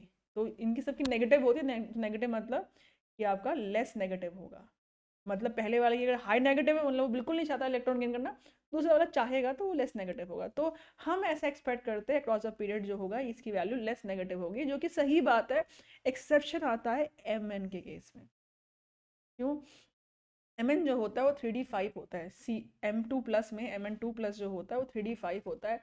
तो Mn 3d5 है, वो चाहेगा कि इलेक्ट्रॉन गेन करके क्या फालतू में 4s2 करना, अच्छा खासा हाफ फील्ड है ना वो, अच्छा खासा हाफ फील्ड है। तो Mn थोड़ा कहता है भाई मैं तो नहीं करूंगा, तो Mn जो है हम एक्सपेक्ट करते हैं कि क्रोमियो Mn में हम एक सोचते हैं कि Mn जो है वो it can accept the electron easily because of higher Z effective, हम ऐसे एक्सपेक्ट करते हैं। लेकिन नहीं, Mn नहीं करता एक्सेप्ट, तो इसीलिए Mn का सबसे हाई नेगेटिव होगी, उसके बाद आपकी आती है क्रोमियम की, उसके बाद कोबाल्ट की, उसके बाद Fe की। दिस इज द, अच्छा उस वैल्यू पूछा है, अगर बात करें मैग्नीट्यूड की सबसे ज़्यादा हाई नेगेटिव इसका होगा, then chromium, then cobalt and then Fe। इसका सबसे हाई नेगेटिव होता है SRP, और इस वाले का सबसे लो नेगेटिव होगा क्योंकि it can accept the electron easily. इसका जो फेरस आयन होगा M2 प्लस, लिखो उसको Cr2 प्लस, कोबाल्ट 2 प्लस, इस फॉर्म में कह सकते हैं, ठीक है ना। लो नेगेटिव होगा SRP क्योंकि ये इजीली इलेक्ट्रॉन आपका गेन कर सकता है, Mn नहीं करेगा। एक्सपेक्ट था Cr2 प्लस होती मैक्सिमम, पर Mn2 plus because of half field ये करना ही चाहता अगली, इसलिए जो आंसर होगा वो क्या होगा, वो होगा ऑप्शन नंबर ए। आगे बढ़ते अगला क्वेश्चन पे। अगला क्वेश्चन हमें बोलता है zinc can not displace the following ion from the aqua solution. Zinc इन सब में से कौन से आयन को डिस्प्लेस इजीली नहीं कर सकता। तो जिंक जिससे कम रिएक्टिव होगा उसको डिस्प्ले कैसे करेगा, जिस आयन से जिंक कम रिएक्ट, जिस मेटल से जिंक कम रिएक्टिव उसे डिस्प्लेस नहीं कर पाएगा। तो we know the reactivity series कौन सी होती है पता है। तो बेटा एज पर द रिएक्टिविटी सीरीज जो जिंक होता है, जिंक इज मोर रिएक्टिव। वैसे तो इसको we can also answer from the SRP values, पर इजी वे में करते हैं। Zinc is more reactive than किससे, Ag से होता है, कॉपर से होता है और आयरन से होता है। So it can easily displace their ions from their salt solution। उनके सॉल्ट सॉल्यूशन से easily डिस्प्लेस कर देगा। एग्जाम्पल के लिए जानो, अगर मैं बोलूँ जिंक के साथ रिएक्ट करा रहे हो आप AgCl का, तो easily उसको बना देगा ZnCl2 और खुद बन जाएगा ZnCl2 और Ag अलग कर देगा। तो डिस्प्लेस कर सकता है, उसके सॉल्ट से डिस्प्लेस कर देगा Ag को, है ना। बट जो आपका ये है सोडियम, सोडियम को नहीं कर पाएगा डिस्प्ले, सोडियम से जिंक लेस रिएक्टिव होता है। तो थोड़ा ना आपका, अगर मैं बोलूँ कि भाई, अगर मैं बोलूँ कि जिंक से NaCl रिएक्ट कर रहा है और आपको लग रहा है कि ZnCl2 बन जाए और Na बन जाए, तो ये रिएक्शन जो है, ये रिएक्शन पॉसिबल नहीं है, क्योंकि zinc can not displace sodium. तो आंसर क्या होगा? आंसर होगा डी ऑप्शन, ये रिएक्शन नहीं कर पाएगा, जिंक Na+ के साथ डिस्प्लेस इसको नहीं कर सकता। अगला question, zinc and cadmium do not show variable valency because, अभी बताया था बेटा, जिंक कैडमियम क्या हालत है इनकी, इनके D में 10 है और S में 2 है, D10S2। तो D10S2 है तो ऑब्वियसली बात है, क्यों चाहेंगे अपना D10 खराब करना। तो ये जो होते हैं ये शो करते हैं, show only only +2 oxygen state, सिर्फ +2 शो कर सकते हैं, क्योंकि +2 का मतलब है S खाली हो जाएगा, पर D को नहीं चाहते खाली करना, ये नहीं चाहते कि D इलेक्ट्रॉन जो है उसका वो D9 हो, D8 हो, D10 है, फुलफिल्ड है, इसीलिए +2 करेंगे शो, +3 +4 +5 शो नहीं कर पाते, दे do not show variable valency. इसीलिए आपका जिंक जो होता है ये एकदम ही अलग होता है, कैडमियम अलग बिहेव करता है। तो इसीलिए आंसर क्या होगा? आंसर हमारा बनेगा they have complete D orbital, तो मतलब बी ऑप्शन, देयर D सब शेल आर कंप्लीट, D सब शेल भरा हुआ है, तो ऑब्वियसली बात है इसका इलेक्ट्रॉन निकालना चाहता नहीं, निकालना चाहेगा नहीं, तो वेरिएबल वैलेंसी शो नहीं कर पाता। अगला question, mercury is a liquid metal, क्यों? मर्करी लिक्विड क्यों होता है? लिक्विड होने का रीजन ये है कि उसका मेल्टिंग पॉइंट लो है। तो बेटा मर्करी का जो स्टेट है वो लिक्विड है, लिक्विड क्यों है? क्योंकि इसका मेल्टिंग पॉइंट लो है। अब मेल्टिंग पॉइंट हाई लो किस में डिपेंड करता है? मेटालिक बॉन्डिंग में। तो अगर मेल्टिंग पॉइंट लो है तो मतलब मेटालिक बॉन्डिंग उसकी वीक होगी, मेटालिक बॉन्ड जो होगा इसका क्या होगा? वीक होगा। और मेटालिक बॉन्ड वीक क्यों होता है? कि मेटालिक बॉन्ड आता है बिकॉज अनपेड इलेक्ट्रॉन, अगर किसी में अनपेड इलेक्ट्रॉन नहीं होंगे तो मेटालिक बॉन्डिंग कैसे करेगा? तो इसका मतलब less number of unpaired electron होंगे। अगर मैं बात करूँ मरकरी की, मरकरी आपका जिंक कैडमियम मरकरी तीनों एक लाइन में आते हैं, मरकरी होता है आपका कितना? 3 4 5 5D10 और आपका 6S2, ये है मरकरी। तो आप खुद देखिए कितने अनपेड इलेक्ट्रॉन है, नो अनपेड इलेक्ट्रॉन, D10 पूरा भरा हुआ है ना। जब कोई अनपेड इलेक्ट्रॉन है ही नहीं इसके अंदर, तो आपको लगता है ये करेगा अच्छे से मेटालिक बॉन्डिंग? नहीं कर पाता। तो इसीलिए भाई जब मेटालिक बॉन्डिंग कर नहीं पाएगा तो बेटा इसलिए मेल्टिंग पॉइंट लो, और इसलिए स्टेट इसका लिक्विड होता है। Zinc cadmium mercury all three have low melting point. तो आंसर क्या होगा? आंसर हमारा होगा D option, it has a complete, हाँ it has a completely filled orbital, सही बात है, that causes overlapping, that prevent overlapping of, जो नहीं डी नहीं होगा, सी होगा। It has a complete filled D orbital, सही बात है, that prevent overlapping of orbital, जो रोक रहा है ओवरलैपिंग से, जो मेटालिक बॉन्डिंग करने नहीं दे रहा है। ठीक है, यहाँ कह रहा था कि ओवरलैपिंग होने दे रहा है, ओवरलैपिंग से तो बॉन्डिंग अच्छी होगी ना, बॉन्डिंग खराब है इसकी, तो प्रिवेंट कर रहा है ओवरलैपिंग को, बॉन्ड खराब हो रहा है इसका, तो आंसर होगा सी ऑप्शन, इसका सही आंसर है। अगला क्वेश्चन, बेटा अगला क्वेश्चन बेस्ड होगा, वो होगा आपका सब important compounds of transition element में। चलिए क्वेश्चन देखते हैं। तो अगला क्वेश्चन देखते हैं बेटा, क्वेश्चन बेस्ड होगा some important compounds of transition elements पे। ठीक है, चलिए क्वेश्चन देखते हैं। पोटेशियम डाइक्रोमेट को हीट कर रहे हैं, पोटेशियम क्रोमेट CO2 और साथ में और क्या बनेगा? तो बेटा ये रिएक्शन क्या होता है? जब हम पोटेशियम डाइक्रोमेट को हीट करते हैं तो आपको पोटेशियम क्रोमेट तो मिलता है, ये तो लिखा ही हुआ है ऊपर, साथ में O2 मिलता है, इसके साथ मिलता है आपको क्रोमिक एसिड। क्रोमिक एसिड बोले तो क्या बोले? तो Cr2O3 को बोलते हैं हम क्रोमिक एसिड। तो बेटा आपको इसको हीट करके ये मिलता है, क्रोमियम ऑक्साइड होता है, नॉट एसिड, ये मिलता है। तो इसीलिए जो आंसर होगा वो होगा हमारा कौन सा ऑप्शन? ऑप्शन नंबर कौन सा है ये? C option. तो C will be our correct answer. अगला question, all the metal form oxide of the type MO except, MO जो है मेटल ऑक्साइड फॉर्मूला MO सारे बनाएंगे, एक को छोड़ के, वो एक कौन सा है? तो पहले बात करते हैं कॉपर ऑक्साइड। कॉपर ऑक्साइड बेटा कॉपर +1 भी शो करता है और +2 भी शो करता है। +1 करेगा तो भाई Cu2O बनाएगा, +2 करेगा तो CuO बनाएगा, तो CuO बना रहा है कॉपर। बेरियम, बेरियम तो भाई बेरियम तो +2 शो करता है, +2 मतलब क्या? BaO बनाएगा, बेरियम ऑक्साइड ग्रुप 2 का एलिमेंट है। सिल्वर, सिल्वर +1 करता है, +1 करेगा शो तो बनाएगा Ag2O ओनली, और आपका लेड शो कर सकता है +2 एज वेल एज +4। तो बेटा अगर लेड +2 कर रहा है शो तो ऑब्वियसली बात है लेड PbO बना सकता है आसानी से। तो कौन सा नहीं बना रहा है आपका एमओ? तो कौन कौन बना रहा है? ये बना रहा है, ये बना रहा है, ये बना रहा है, पर सिल्वर वाला आपका नहीं बना पा रहा है एमओ। तो इसलिए जो आंसर होगा वो क्या होगा? आंसर होगा हमारा option number what? Option number C, silver. अगला क्वेश्चन देखते हैं। तो बेटा क्वेश्चन हमें बोलता है which of the following compounds is used as the starting material for preparation of potassium dichromate, मतलब पोटेशियम डाइक्रोमेट बनाने के लिए इनमें से कौन सा कंपाउंड जो है स्टार्टिंग मटेरियल होता है? तो कौन सा होता है? तो अगर आपको प्रिपरेशन याद है तो याद होगा, हम उसमें क्रोमाइट और लेते हैं। क्रोमाइट और होता है FeCr2O4, जिसमें आपका हम लिख सकते हैं इसको FeO, और Cr2O3 के फॉर्म में इसमें आपका, इसमें ब्रेक कर सकते हैं हम इसको। और बेसिकली ये रिएक्ट करता है सोडियम कार्बोनेट से और रिएक्ट करता है CO2 से, है ना, O2 से रिएक्ट करता है। तो होगा क्या? सुनना, ये FeO रिएक्ट करेगा O2 से और बनाता है आपका Fe2O3, तो हो जाएगा ऑक्सीडाइज। आपका ये जो है, ये जो क्रोमाइट है, ये रिएक्ट करेगा सोडियम कार्बोनेट, क्योंकि ये इसका नेचर एसिडिक होता है और इसका नेचर बेसिक होता है। एसिड बेस करेंगे रिएक्शन और बनाएगा आपका सोडियम क्रोमेट, Na2CrO4 बनेगा सोडियम क्रोमेट। तो इस रिएक्शन में बनता है पहले सोडियम क्रोमेट, और साथ में आप देख रहे हैं यहाँ पर बचा कौन? CO2 फॉर्म के निकल जाएगा आपका, कार्बोनेट जो है वो as a form of CO2 आपका बाहर आ जाएगा। तो आपका फेरिक ऑक्साइड मिलता है आपको, FeO हो जाएगा ऑक्सीडाइज O2 से, बनेगा फेरिक ऑक्साइड। आपका जो एसिड है CrO2O3 ऐड करेगा सोडियम कार्बोनेट जो कि बेस है, बनाएगा आपका सोडियम क्रोमेट, और साथ में जो है जो CO2 निकलेगी, क्योंकि यहाँ सोडियम कार्बोनेट में आपका कार्बन भी है तो CO2 बाहर निकलेगी। अब होगा क्या बेटा? ये सोडियम क्रोमेट है, हमने पढ़ा था, सोडियम क्रोमेट को अगर आप एसिडिक मीडियम प्रोवाइड करोगे तो बनता है डाइक्रोमेट। हमने पढ़ा है, अगर आपने क्रोमेट लिया है और उसको आपने एसिडिक मीडियम दिया है तो बनता है डाइक्रोमेट, और अगर आपने रिवर्स रिएक्शन करनी है, बेसिक मीडियम दो तो बनेगा क्रोमेट। ये रिएक्शन है, they are in equilibrium. Acidic medium में ये बनता है, बेसिक में ये बनता है। तो हमारे पास अगर ये बन गया, this is sodium chromate, chromate बन चुका है, तो provide the acidic medium and give and form sodium dichromate. तो क्या करेंगे हम?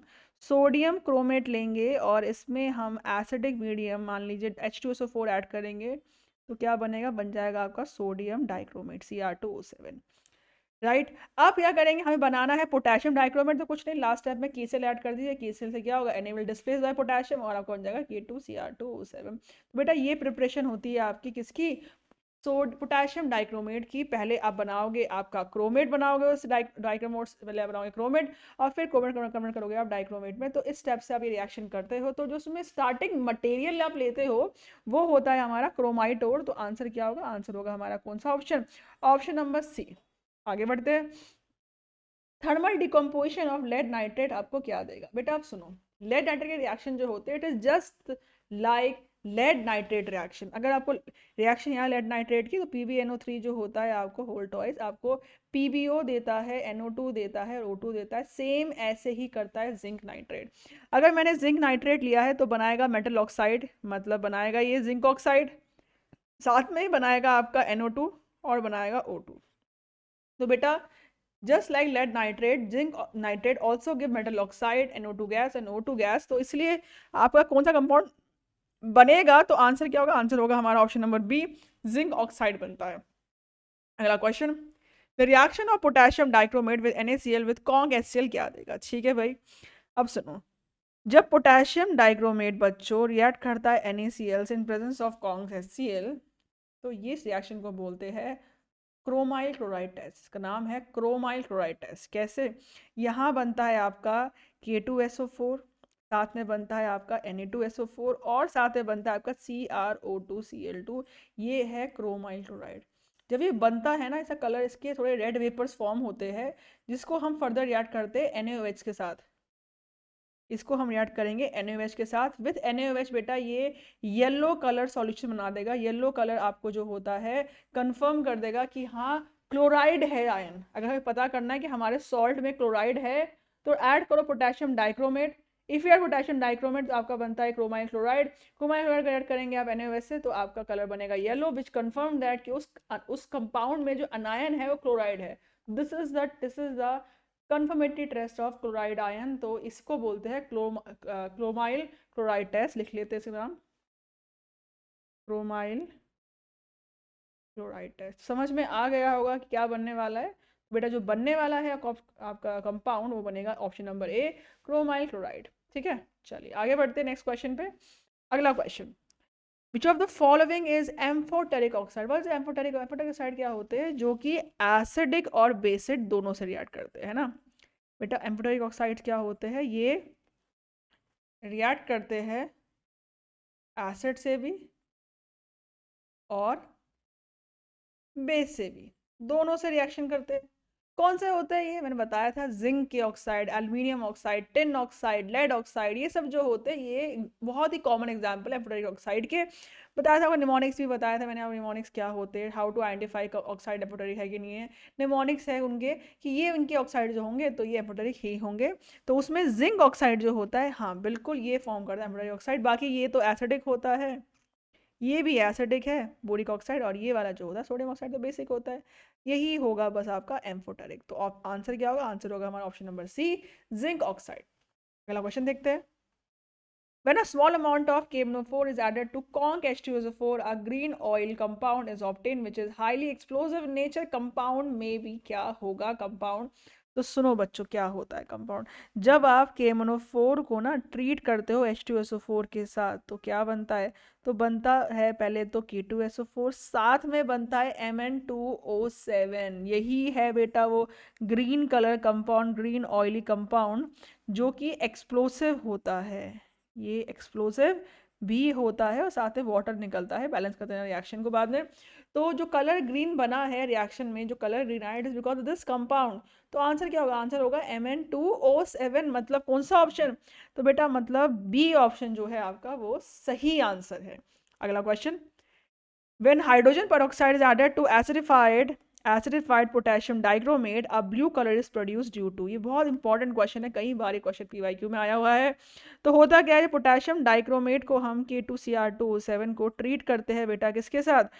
H2O2 के साथ, और साथ में लेंगे एसिडिक मीडियम। तो होता क्या है? पहले तो देखो K2SO4 बनना है फिक्स है। जो आपका Cr होता है वो CrO5 बनता है जिसका कलर ब्लू होता है। ये है वो ब्लू कलर कंपाउंड, साथ में वाटर भी निकलता है।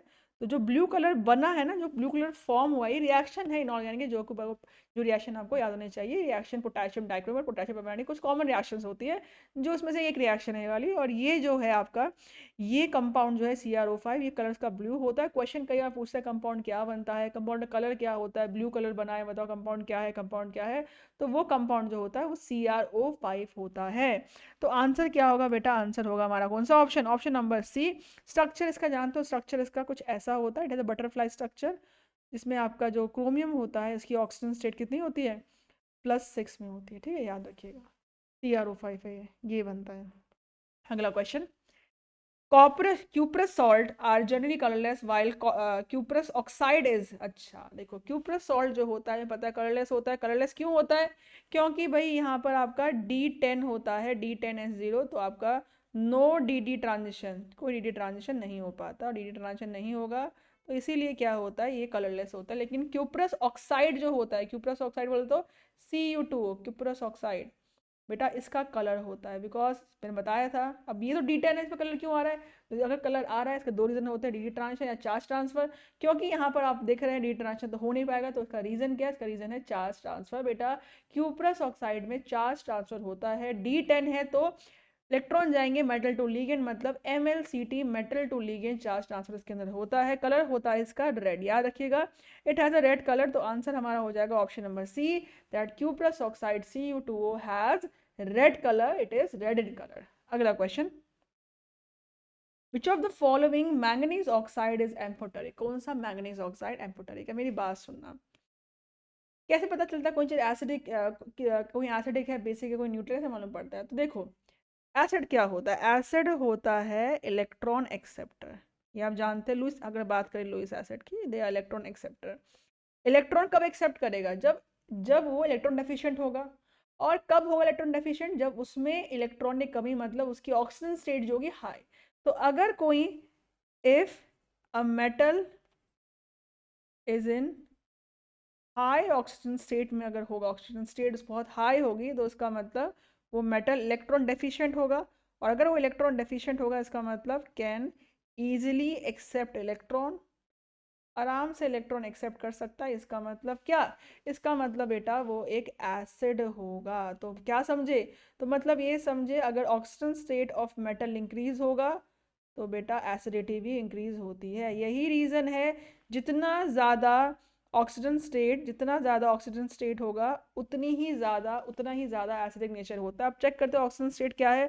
तो यहाँ तो +4 नज़र आ रहा है, यहाँ पर आपका +3 होगा, यहाँ +7, यहाँ +2। अब सुनो मेरी बात, जितना हाईएस्ट ऑक्सीजन स्टेट उतना एसिडिक, इसका मतलब जो ये वाला है ना, ये एसिडिक होता है। जितना लो ऑक्सीजन स्टेट उतना बेसिक, तो ये +2 वाला बेसिक, जितना लो उतना बेसिक, +3 वाला बेसिक, और +4 वाला फिर, तो +4 वाला एसिडिक भी नहीं बन सकता, बेसिक भी बन सकता। तो क्या बीच में कुछ रास्ता चुनेगा, बीच का रास्ता क्या होता है, एम्फोटेरिक। इसीलिए बच्चे ये जो होता है ये वाला एम्फोटेरिक होता है। तो MnO2 जो है ये आपका एम्फोटेरिक होता है। तो आंसर क्या होगा मार्क, आंसर होगा हमारा option number A, MnO2 is amphoteric in nature. अगला question, number of electron transferred in each case when KMnO4 act as an oxidizing agent to give MnO2 MN2 plus ये are respectively क्या। तो बोल रहा है कितने इलेक्ट्रॉन ट्रांसफर हुए, तो एन फैक्टर निकालने को बोल रहा है बेसिकली, निकाल के देखते हैं। भाई KMnO4 लिखते हैं, यहाँ MnO2 बनेगा, Mn2 प्लस बनेगा, MnOH थ्राइस बनेगा, और MnO4 2 अलग अलग लिखते हैं, काम करते हैं ना, अलग अलग लिखते हैं। MnO4 2 KMnO4 से बन रहा है, KMnO4 से बन रहा है, KMnO4 एंड KMnO4। मेरी बात सुनिए, निकालते हैं इनका पहले ऑक्सीडेशन स्टेट। +7 पता है हमें, KMnO +7 होता है, यहाँ पर चार्ज ट्रांसफर जैसे कलर आता है, यहाँ +4 होगा, यहाँ +2 लिखा ही हुआ है, यहाँ +3 होगा, और इस तरफ आपका कितना हो जाएगा, 8 6 +6 होगा, ठीक है। MnO4 2 इस +6, ठीक है। मैग्नेट होता है ना वैसे भी ये। चलिए तो कैसे चेंज देखेंगे, चेंज कितने का, चेंज यहाँ आएगा 3 का, चेंज यहाँ आएगा कितने का, 7, 7 2 में डिफरेंस कितना हुआ, 4 आएगा, नहीं 5 आएगा ना, 5। चेंज यहाँ आएगा 4 का, और चेंज यहाँ आएगा 1 का। तो बेटा एन फैक्टर क्या होता है, इलेक्ट्रॉन एक्सचेंज क्या होता है, कितना चेंज हो रहा है इनटू कितने एटम है। Mn की तो खैर एक ही एटम है, तो कितना होगा, तो क्या निकालेंगे एन फैक्टर। बेटा एन फैक्टर इसका हो जाएगा 3 × 1, चेंज इंटू कितने एटम है उस एलिमेंट के जो चेंज कर रहा है, Mn के एक ही एटम है, तो इंटू 1 करेंगे। 5 × 1, 4 × 1, और 1 × 1, तो कितना हो जाएगा, 3 5 4 1, 3 5 4 1, मतलब आंसर होगा कौन सा ऑप्शन, फर्स्ट ऑप्शन। तो बेटा इस क्वेश्चन का जो आंसर होगा वो होगा ऑप्शन नंबर ए, फर्स्ट ऑप्शन इसका आंसर है।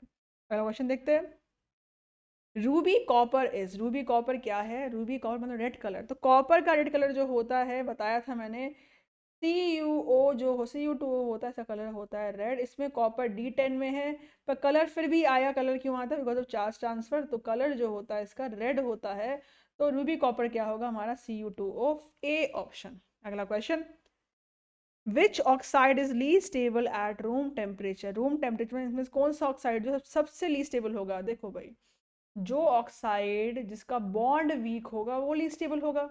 अब आप बात सुनिए, जो नीचे जो एलिमेंट होते हैं, जो कि लो रिएक्टिव एलिमेंट होते हैं, उनका क्या होता है, वो किसी बॉन्ड फॉर्म करना नहीं चाहते। अगर आपने जबरदस्ती इसका बॉन्ड फॉर्म किसी से करवा दिया, तो ऑब्वियसली बात है वो बॉन्ड तोड़ना चाहेंगे, तो थोड़ी सी हीट देकर भी वो आराम से ब्रेक हो सकते हैं। और यहाँ देखिए कौन सा ऑप्शन लग रहा है आपको, सिल्वर। बेटा सिल्वर जो होता है एक लेस रिएक्टिव मेटल है, तो इसलिए अगर आप Ag2O को थोड़ा सा भी हीट कर दोगे ना, वैसे ही Ag नहीं चाह रहा था बॉन्ड बनना ऑक्सीजन के साथ, जबरदस्ती आपने बॉन्ड बनाया हुआ है, थोड़ा सा हीट करो, Ag अलग हो जाएगा, और आपका बेटा O2 अलग, दोनों अलग अलग हो जाते हैं। तो यही रीज़न है क्या, यही रीज़न है कि आपका AgO2 जो होता है, it can decompose easily, it is thermally unstable, क्योंकि AgO2 में आपका जो होता है, Ag का बॉन्ड अनस्टेबल होता है, ज़्यादा अच्छा नहीं होता किसी के साथ भी। तो आप थोड़ा सा हीट करोगे, बॉन्ड टूटना जल्दी चाहता है, इसलिए AgCl जो होता है फोटोसेंसिटिव होता है, Ag2O जो होता है थर्मली अनस्टेबल होता है। तो यही रीज़न होता है। तो आंसर क्या होगा, आंसर होगा आपका B option, even at room temperature it decomposes into silver and oxygen. ठीक है, अगला क्वेश्चन देखते हैं।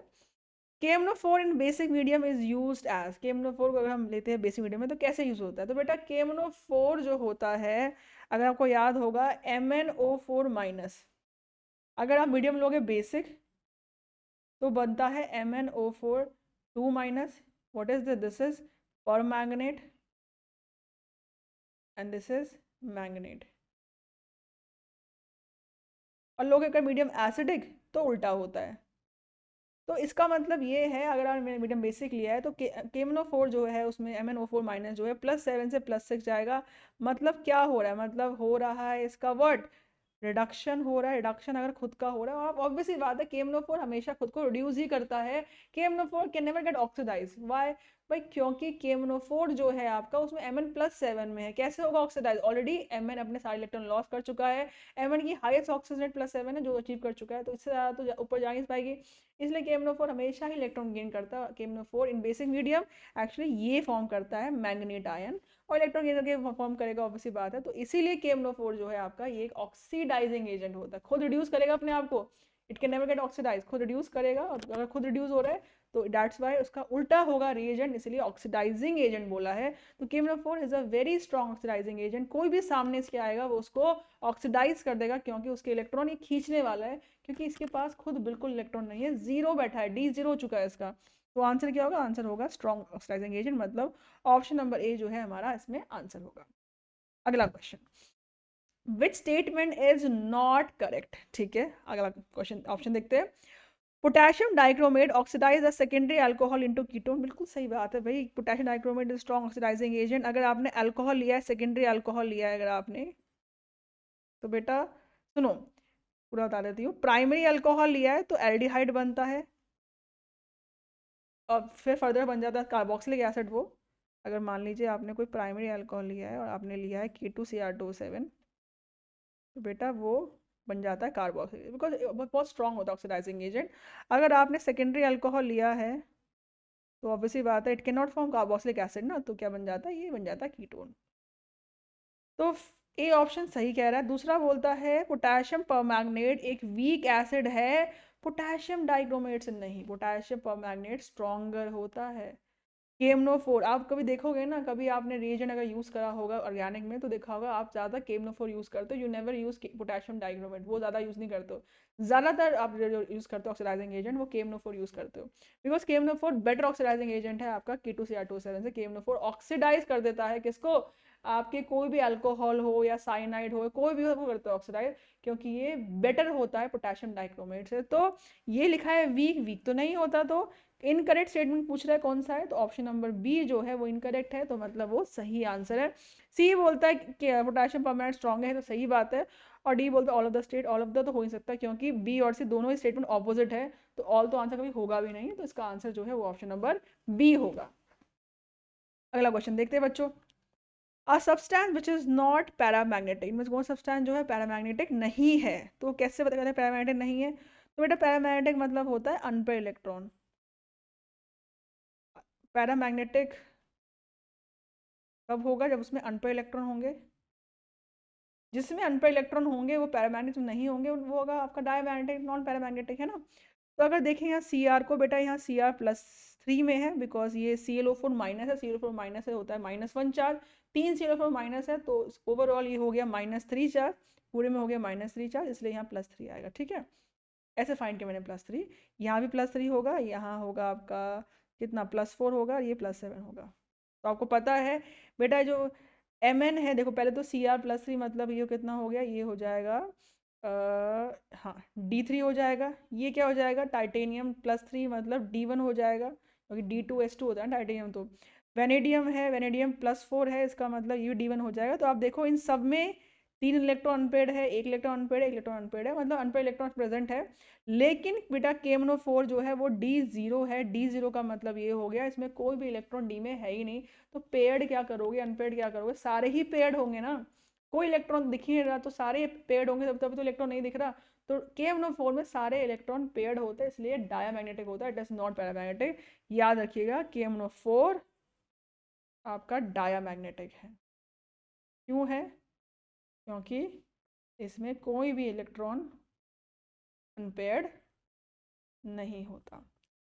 बी जो है वो हमारा सही आंसर होगा। अगला question, yellow mercury second oxide obtain, मतलब HgO की बात कर रहा है। मर्करी सेकेंड ऑक्साइड मतलब HgO, कलर्स का येलो होता है, ये फॉर्म कैसे होगा? तो सुन लो कैसे बनता है। जब आप HgCl2 को रिएक्ट करते हो ना NaOH से, तब बनता है HgO। हीट करो, रिएक्ट करोगे तो क्या होगा आपका? आपका बेटा HgO बनेगा, साथ में बनता है NaCl, बैलेंस कर लेना इक्वेशन को। कलर होता है इसका क्या? कलर होता है बच्चों इसका येलो। तो आपका जो HgO कलर येलो बनता है, it is because the reaction of HgCl2 plus NaOH। तो आंसर क्या होगा? आंसर होगा हमारा ऑप्शन नंबर बी। अगला क्वेश्चन, Cu2 वो कलर क्या है? अभी 10 बार हम देख चुके हैं Cu2 कलर क्या होता है? It has red colour. Colour इसका जो होता है रेड होता है, रूबी कलर बोलते हैं इसको हम, ठीक है। वैसे D10 वाला कलर होता, D10 कॉन्फ़िगरेशन कलर नहीं आता, पर इसमें कलर है बिकॉज ऑफ चार्ज ट्रांसफर। तो आंसर क्या होगा? आंसर होगा हमारा red oxide of copper, colour इसका रेड होता है। Cu2 कलर, याद रखना एक चीज़, Cu2 रेड होता है, और याद रखना CuO जो होता है वो ब्लैक होता है, ठीक है। लर्न, याद रखिएगा, ठीक है। अगला question, what would happen when a solution of potassium chromate is mixed with an excess of dilute nitric acid? ठीक है भाई, पोटेशियम क्रोमेट मतलब K2CrO4 लिया है, क्रोमेट लिया है, अगर एसिडिक डालेंगे, अगर इसमें एसिड ले लेंगे तो क्या होगा? मैंने बताया था आपको क्या, अगर आपने क्रोमेट लिया है और मीडियम अगर एसिड है तो बेटा क्या बन जाता है? ये बन जाता है आपका डाइक्रोमेट। अगर मीडियम बेसिक है तो बन जाएगा क्रोमेट। तो क्वेश्चन वही तो है, क्रोमेट लिया है आपने और एसिडिक मीडियम लिया है तो क्या बनेगा? It will form dichromate, Cr2O7 2- बन जाएगा, साथ में वाटर भी निकलेगा क्योंकि आपने HNO3 लिया हुआ है ना यहाँ पर, ठीक है, तो साथ में वाटर ही बनेगा। तो आंसर क्या होगा? It will form dichromate. और डाइक्रोमेट जो है यहाँ पर बी में बन रहा है, यहाँ बी के अलावा और भी बन रहा है डाइक्रोमेट, इसमें बन रहा है, पर Cr+3 नहीं बनता, Cr+3 नहीं बनता, सिर्फ Cr2O7 2- बनता है, सिर्फ ये बनता है ना। तो ये तो बनता नहीं है, छोड़ दो। तो आंसर जो होगा हमारा बी ऑप्शन जो है सही आंसर होगा। इसका मतलब हम बी को टिक मारेंगे, B is the correct answer, ठीक है। आ जाओ अगले क्वेश्चन में। An acidified solution of KMnO4 oxidize what? KMnO4 oxidize उन्हें करेगा जो ऑक्सीडाइज हो सकते हैं, है तो ऑक्सीडाइजिंग एजेंट, पर जो होंगे उन्हें करेगा। अब देखिए सल्फेट में अगर बात करूं, सल्फेट में तो SO4 2- है, सल्फर जो बेटा ऑलरेडी +6 में है, sulphur already maximum oxygen state में है। अगर कोई भी मैक्सिमम ऑक्सीजन स्टेट में होगा तो और क्या ऑक्सीडाइज होगा? ये तो इसीलिए कैन नॉट ऑक्सीडाइज फर्दर, चाहे कोई भी ले लो, कोई ऑक्सीडाइज नहीं कर सकता इसको, कोई भी इसको ऑक्सीडाइज नहीं कर सकता। बात करें सल्फाइड की, सल्फाइड होता है SO3 2-, सल्फर +4 में है, तो हाँ अगर सल्फर +4 में है तो बेटा आफ्टर यूजिंग कोई भी ऑक्सीडाइजिंग एजेंट लेंगे अगर हम, बाय यूजिंग ऑक्सीडाइजिंग एजेंट, ये सल्फेट बन जाएगा। तो हाँ ये तो हो जाएगा, तो इसे आंसर मिल चुका है। फिर देख लेते हैं नाइट्रेट, अगर बात करें नाइट्रेट में NO3- होता है, नाइट्रोजन +5 में है।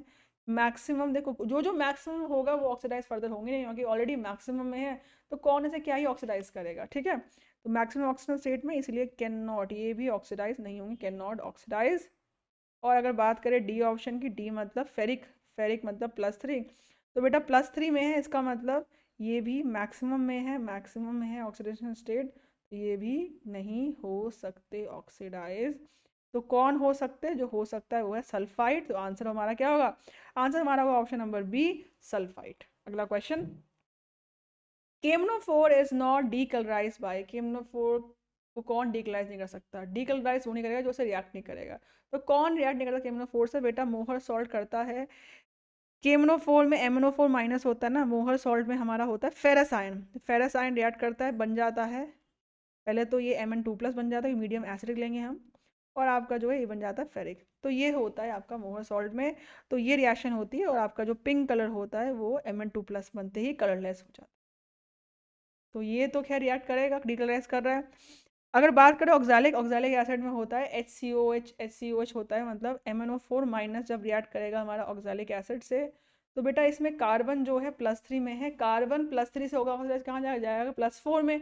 कार्बन का मैक्सिमम +4 होता है, कार्बन +4 में कंपाउंड क्या बनाएगा? CO2 फॉर्म करता है, तो इसलिए आपका मीडियम एसिडिक ही होगा, Mn2+ बनेगा ये, और ये बन जाएगा CO2, तो ये फिर से कलरलेस हो जाएगा, तो हाँ बी भी करेगा। बेंजीन, बेंजीन नहीं करता क्योंकि वो एरोमेटिक है, जो एरोमेटिक कंपाउंड है वो नहीं करेंगे रिएक्ट ज़्यादा इससे। क्यों नहीं करेंगे?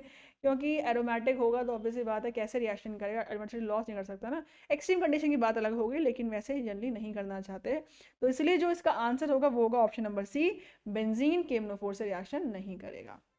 अगला क्वेश्चन, इन द डाइक्रोमेट डायनाइन पूछ रहा है कैसा स्ट्रक्चर होता है। देखो Cr2O7 2- का स्ट्रक्चर पूछ रहा है, कैसा होता है? Cr होता है ऐसा, ऐसा, ये इस तरह से आपको दिखता है आपका डाइक्रोमेट। अब मेरी बात सुनना, ये जो होते हैं नेगेटिव चार्ज, 2 नेगेटिव है तो 2 नेगेटिव इस तरह से 2 नेगेटिव होते हैं। बेटा ये जो नेगेटिव चार्ज है ये रेजोनेंस में है इसके साथ भी और इसके साथ भी, ये रेजोनेंस यहाँ पे चल रहा है, यहाँ चल रहा है, मतलब ये तीनों के तीनों जो है बॉन्ड इक्विवेलेंट है। सेम यहाँ भी ऐसा होता है, रेजोनेंस होता है, रेजोनेंस होता है। अब रेजोनेंस तीनों इक्विवेलेंट है, और ये जैसा है वैसा ही यहीं पर तो है, तो ये जो है ये 6 सीआर के 6 बॉन्ड, सीआर ओ के जो 6 बॉन्ड है, ये वाला 3 यहाँ पर और 3 यहाँ पर, तीनों बॉन्ड जो है सेम है। तो यहाँ पर 6 सीआरओ बॉन्ड जो होते हैं वो सेम है, क्योंकि तीनों तीन तीन रेजोनेंस कर रहे हैं आपस में, इक्विवेलेंट है। लेकिन जो बीच में जो सीआरओ बॉन्ड है, कौन सा वाला, ये वाला, ये तो अलग है, ब्रिज टाइप का बॉन्ड बना है यहाँ पर, ये तो अलग, कहाँ रेजोनेंस हो पा रहा है इसमें, यहाँ रेजोनेंस कहाँ, कहीं कुछ हो ही नहीं पा रहा है यहाँ पर। तो जो ये दो बॉन्ड है सीआरओ, एक ये वाला और एक ये सीआरओ, दोनों अलग अलग है और दोनों सेम सेम होंगे, दोनों सेम सेम है, आपस में सेम सेम है, लेकिन उन 6 से नहीं मिलते जुलते ये, तो इसलिए 2 सीआरओ जो है वो अलग होंगे, तो 6 अलग दिखेंगे, 2 अलग दिखेंगे, इसलिए आंसर क्या होगा। आंसर पहले बोलता है 4 सीआरओ इक्विवेलेंट, नहीं 6 सीआरओ इक्विवेलेंट, हाँ 6 होते हैं इक्विवेलेंट, ऑल तो बिल्कुल नहीं होते, इसलिए 6 सीआरओ बॉन्ड जो है वो आपके इक्विवेलेंट होता है इसमें। अगला क्वेश्चन देखते हैं। When KMnO4 reacts with acidified ferrous sulfate, तो बोल रहा है क्या होगा बेटा जब KMnO4 को आप रिएक्ट करोगे FeSO4 से, तो क्या होगा। अगर मीडियम एसिडिक लोगे तो KMnO4 आपका ऑक्सीडाइजिंग एजेंट है, तो फेरस जो है उसको यहाँ पर FeSO4 फेरस ही तो है, इसे कर देगा ऑक्सीडाइज फेरिक में, तो आपका बन जाएगा फेरिक आयन और खुद हो जाएगा रिड्यूस, और खुद रिड्यूस किसमें होता है, अगर हमने लिया मीडियम एसिडिक, तो बेटा एसिडिक मीडियम में पढ़ा होगा आपने KMnO4 जो होता है Mn2+, आगे पीछे पीछे मैंने रिएक्शन में कई बार लिखी हुई है इसकी, पीछे मैंने रिएक्शन लिखवा रखी है। तो ये जो आपका पिंक कलर होता है लिखवाया था ना, कलरलेस हो जाता है, तो कुछ नहीं हो रहा है, आपका KMnO4 जो है वो खुद रिड्यूस हो रहा है, और ये ऑक्सीडाइजिंग एजेंट है, दूसरे को ऑक्सीडाइज करता है। तो आंसर क्या होगा, FeSO4 ऑक्सीडाइज हो रहा है और KMnO4 आपका रिड्यूस हो रहा है, तो आंसर हो जाएगा बेटा हमारा क्या, option number C, FeSO4 oxidize KMnO4 reduce, दोनों एक साथ हो रहे हैं, सिर्फ अकेले अकेले नहीं कि सिर्फ यही हो रहा है या सिर्फ यही हो रहा है, दोनों ही एक साथ है, दोनों ही, अगर कहीं भी ऑक्सीडेशन हो रिडक्शन भी साथ साथ होता है, they are complementary to each other, है ना। अगला क्वेश्चन बेटा, अगला क्वेश्चन हमारे आएगा लैंथनॉइड्स पे, देखते हैं क्या क्वेश्चन है। पहला क्वेश्चन, लैंथनॉइड्स क्या है, पहला है क्वेश्चन, बोल रहा है 14 elements in the 6 period topic number 90 से 103 तक। 14 एलिमेंट्स तो होते हैं, 14 एलिमेंट्स तो होते हैं 6 पीरियड्स के होते, बट टॉपिक नंबर 90 से नहीं बेटा, लैंथेनाइड जो है 58 से 71 तक होता है, मतलब सीरियम से LU तक होता है, यहाँ होता है लैंथेनॉइड्स। तो ये तो सही बोल रहा है, ये सही बोल रहा है, पर ये गलत बोल रहा है। अगला 14 एलिमेंट्स है 7 पीरियड, 7 पीरियड का नहीं होता, 6 पीरियड का होता है, वैसे गलत हो गया। 14 एलिमेंट 6 पीरियड सही है, और 58 to 71 ये तो बिल्कुल सही बोल रहा है, तो सी ऑप्शन जो है आपका वो सही कह रहा है। डी में गड़बड़ क्या, डी में गड़बड़ ये है कि ये 7th पीरियड बोल रहा है, नहीं, लैंथेनॉइड 6 का होता है, एक्टिनॉइड 7 पीरियड, एक्टिनॉइड तो लास्ट में आता है ना, तो 7th period last period, actinoid 7th period का, लैंथेनॉइड सुपर वाला मतलब 6 पीरियड के एलिमेंट्स होते हैं, ठीक है। तो बेटा इसका आंसर हमारा हो जाएगा ऑप्शन नंबर सी। अगला क्वेश्चन देखते हैं, which one of the following exist in the oxidation state other than +3, +3 के अलावा को दूसरा ऑक्सीडेशन स्टेट शो कर सकता है, उसमें कौन सा एलिमेंट। तो बेटा अगर मैं बताऊं आपको, बोरॉन, एल्यूमिनियम और गैलियम, ये ग्रुप 13 के एलिमेंट है, और इनका जो मोस्ट जो ज़्यादा शो करते हैं ऑक्सीजन स्टेट, ये +3 करते, तो ये तीनों जो है +3 करते, लेकिन सीरियम, सीरियम बच्चे +3 तो करेगा करेगा, क्योंकि लैंथेनॉइड की जो ग्रुप वैलेंसी, जो ग्रुप ऑक्सीजन स्टेट है वो +3 है, लैंथेनॉइड सारे सारे +3 करते हैं, और उसके साथ सीरियम +4 भी करता है। क्यों करता है सीरियम +4, सीरियम बेटा होता है आपका क्या, ये होता है 4F1 5D1 और 6S2, जब भाई जब आपका ये सीरियम प्लस नहीं, सीरियम ही है, लिख लेती हूँ, सीरियम यहाँ लिखते हैं, सीरियम होता है 4F1 5D1 6S2। बेटा जब सीरियम +4 होगा तो ऑब्वियसली बात है सब खाली हो जाएगा, और ये अपनी nearest noble gas configure achieve कर लेता है, इसीलिए सीरियम जो है वो +4 शो करना चाहता है। +3 तो खैर सारे ही लैंथेनॉइड करते हैं, लेकिन +4 इसीलिए क्योंकि it is achieving the Nobel gas configuration, तो सीरियम +4 भी शो कर सकता है। इसीलिए कौन सा एलिमेंट है जो +3 के अलावा और भी ऑक्सीजन शो करेगा, तो वो होगा आपका, नहीं, ये C option cerium, C is the correct answer. अगला क्वेश्चन देखते हैं। अगला क्वेश्चन है, across the lanthanoid series the basic nature of lanthanoid hydroxide, basic nature क्या होगा, इंक्रीज होगा, डिक्रीज होगा, क्या होगा। तो बेटा देखो, अगर हम बात करें LaOH होल थ्राइस से जाए LuOH होल थ्राइस तक, लैंथेनॉइड सीरीज के तक जाए, तो हम देखते हैं साइज क्या होता है, साइज घटता है, साइज घटेगा तो ऑब्वियसली बात है इलेक्ट्रॉन डोनेटिंग टेंडेंसी भी घट जाएगी, घटेगी ना, डोनेटिंग टेंडेंसी भी आपकी डिक्रीज कर जाएगी। अब अगर वो डिक्रीज करेगी तो ऑब्वियसली बात है वो इलेक्ट्रॉन देना आराम से नहीं चाहेगा, तो इसका मतलब बेसिक करेक्टर जो है वो डिक्रीज करेगा, क्योंकि बेस क्या होता है, जो इलेक्ट्रॉन देते हैं, जो इलेक्ट्रॉन देना नहीं चाहेगा तो ऑब्वियसली बात है बेसिक करेक्टर कैसे बढ़ेगा, वो तो घट ही जाएगा ना।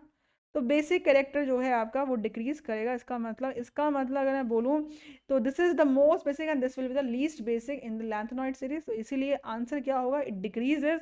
तो मतलब बी ऑप्शन जो है इस क्वेश्चन का वो सही आंसर है। अगला क्वेश्चन देखते हैं।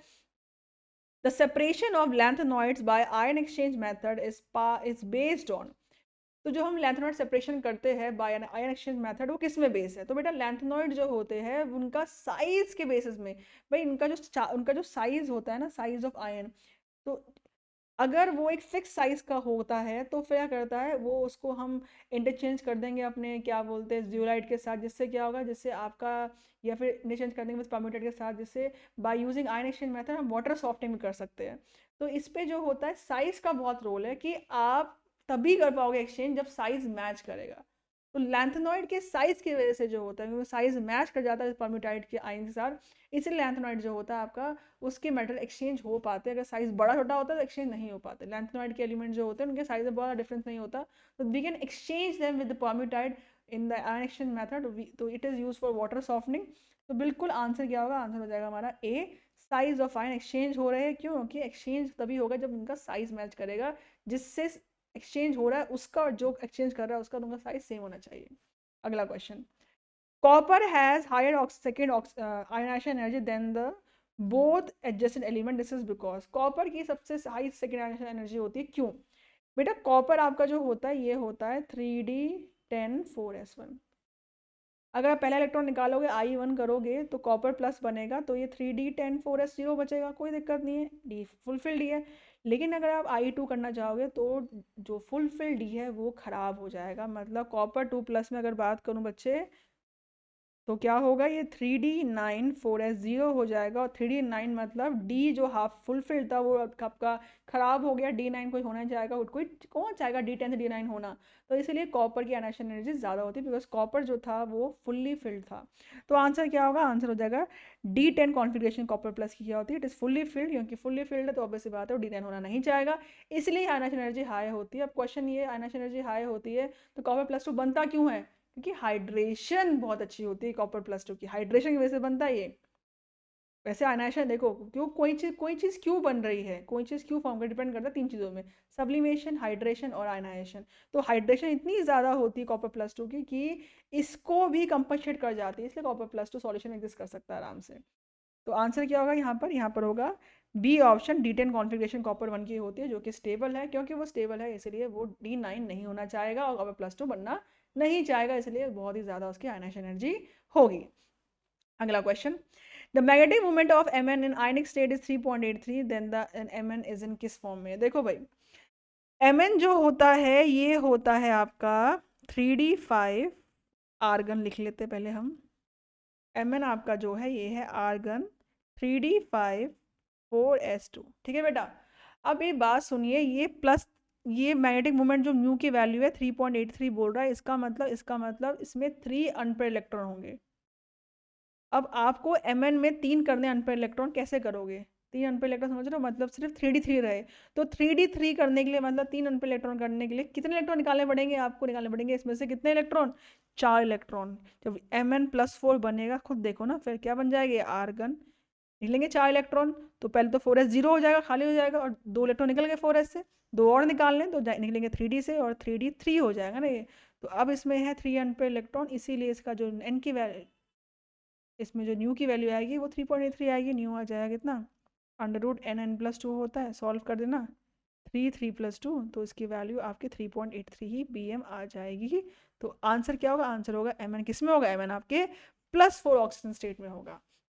अगला question, the +3 ion of which one of the following has half filled 4f shell, half filled में से किसका होता है, मेरी बात सुनो अब, किसका हाफ फिल्ड है? लैंथेनम, लैंथेनम आपका होता है, लैंथेनम डी ब्लॉक का एलिमेंट ही मानते हैं हम इसको, बोलते हैं 4d1, नहीं नॉट 4d1, 5d1 6s2 होता है लैंथनम।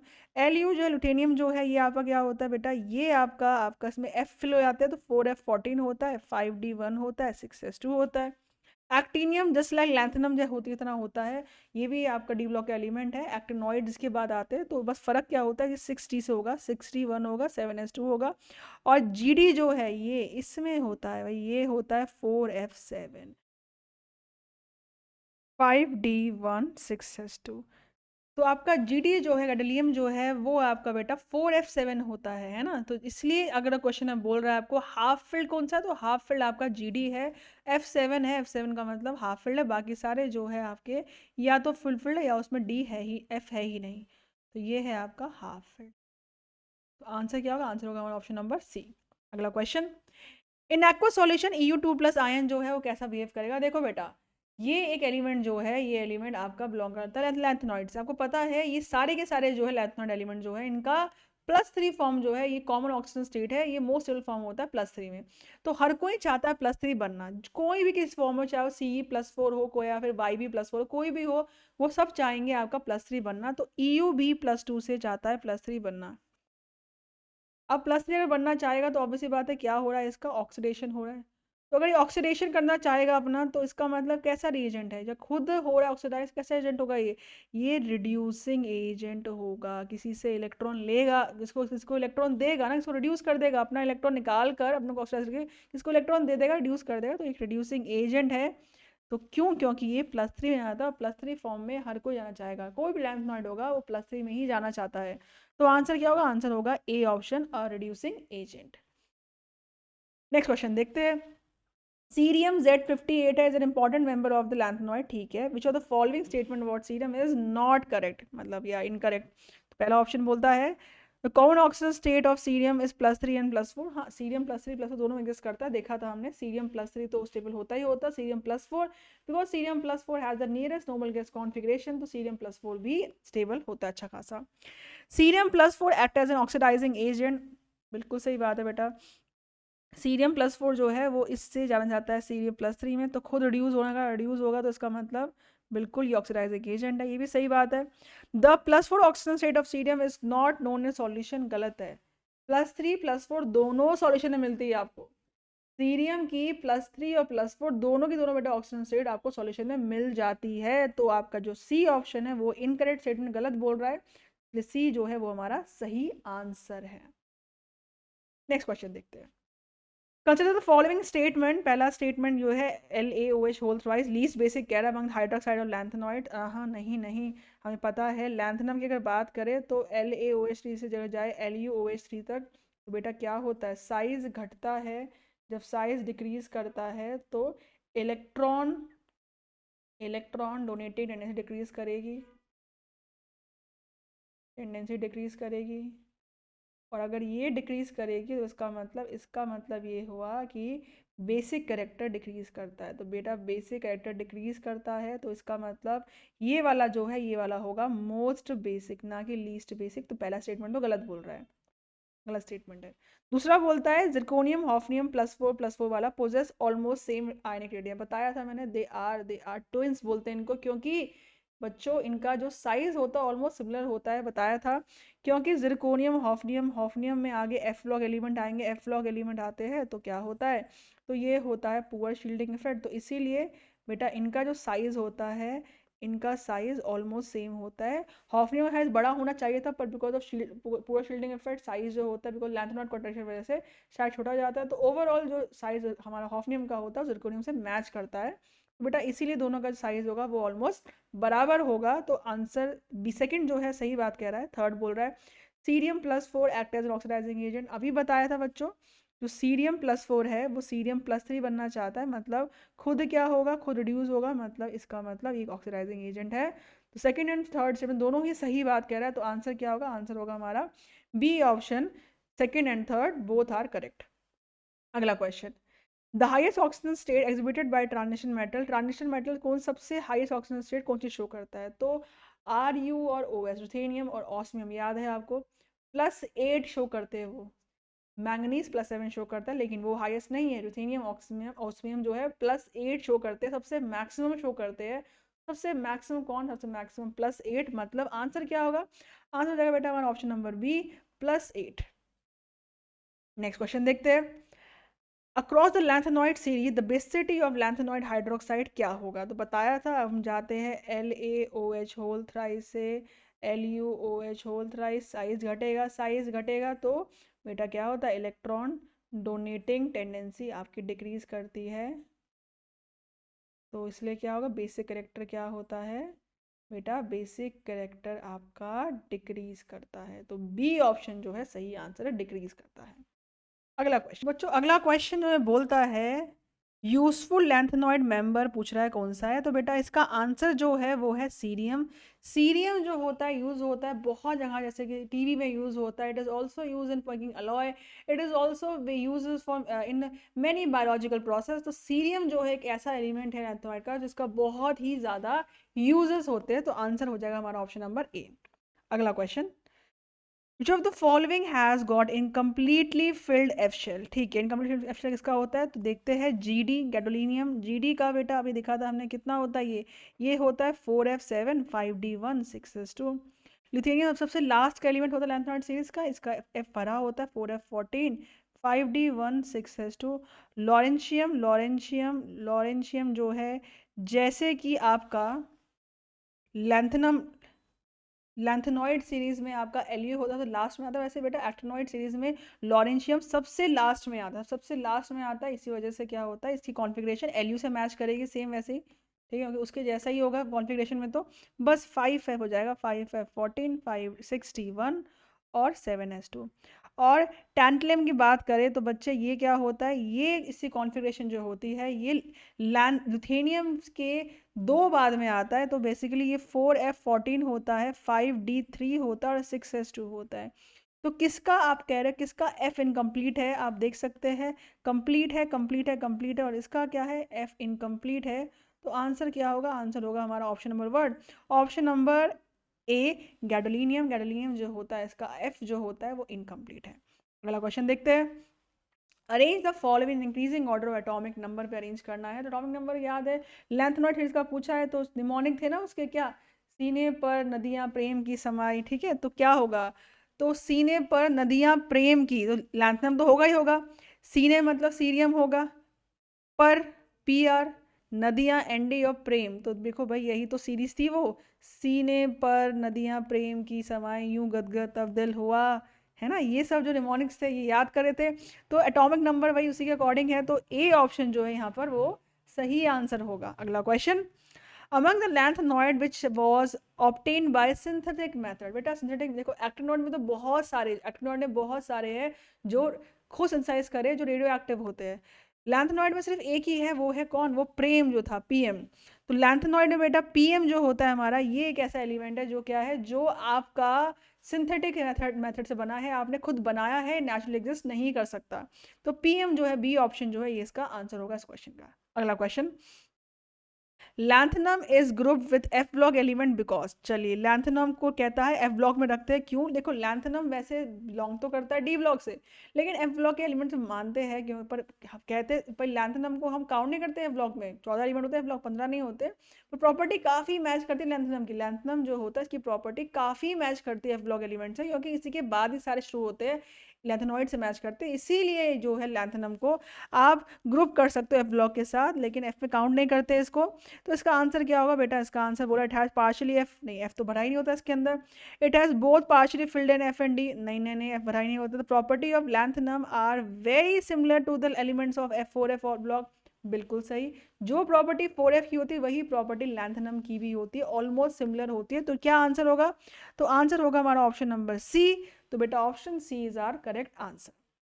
अगला question, which is the last member of lanthanoid series, lanthanoid series का सबसे लास्ट मेंबर कौन है, सबसे लास्ट मेंबर कौन सा था, तो यूं गदगद तब दिल हुआ, अरे तुम युबलू, युबलू जो था YB, ठीक है, और LU जो था आपका, ये जो था सबसे लास्ट एलिमेंट था, कॉन्फ़िगरेशन क्या थी 4f14 5d1 6s2, तो लुथेनियम बेटा सबसे लास्ट एलिमेंट है, सबसे लास्ट एलिमेंट है किसका, लैंथेनॉइड सीरीज का, लैंथेनॉइड सीरीज का, ठीक है ना, तो आंसर क्या होगा, आंसर होगा लुथेनियम LU।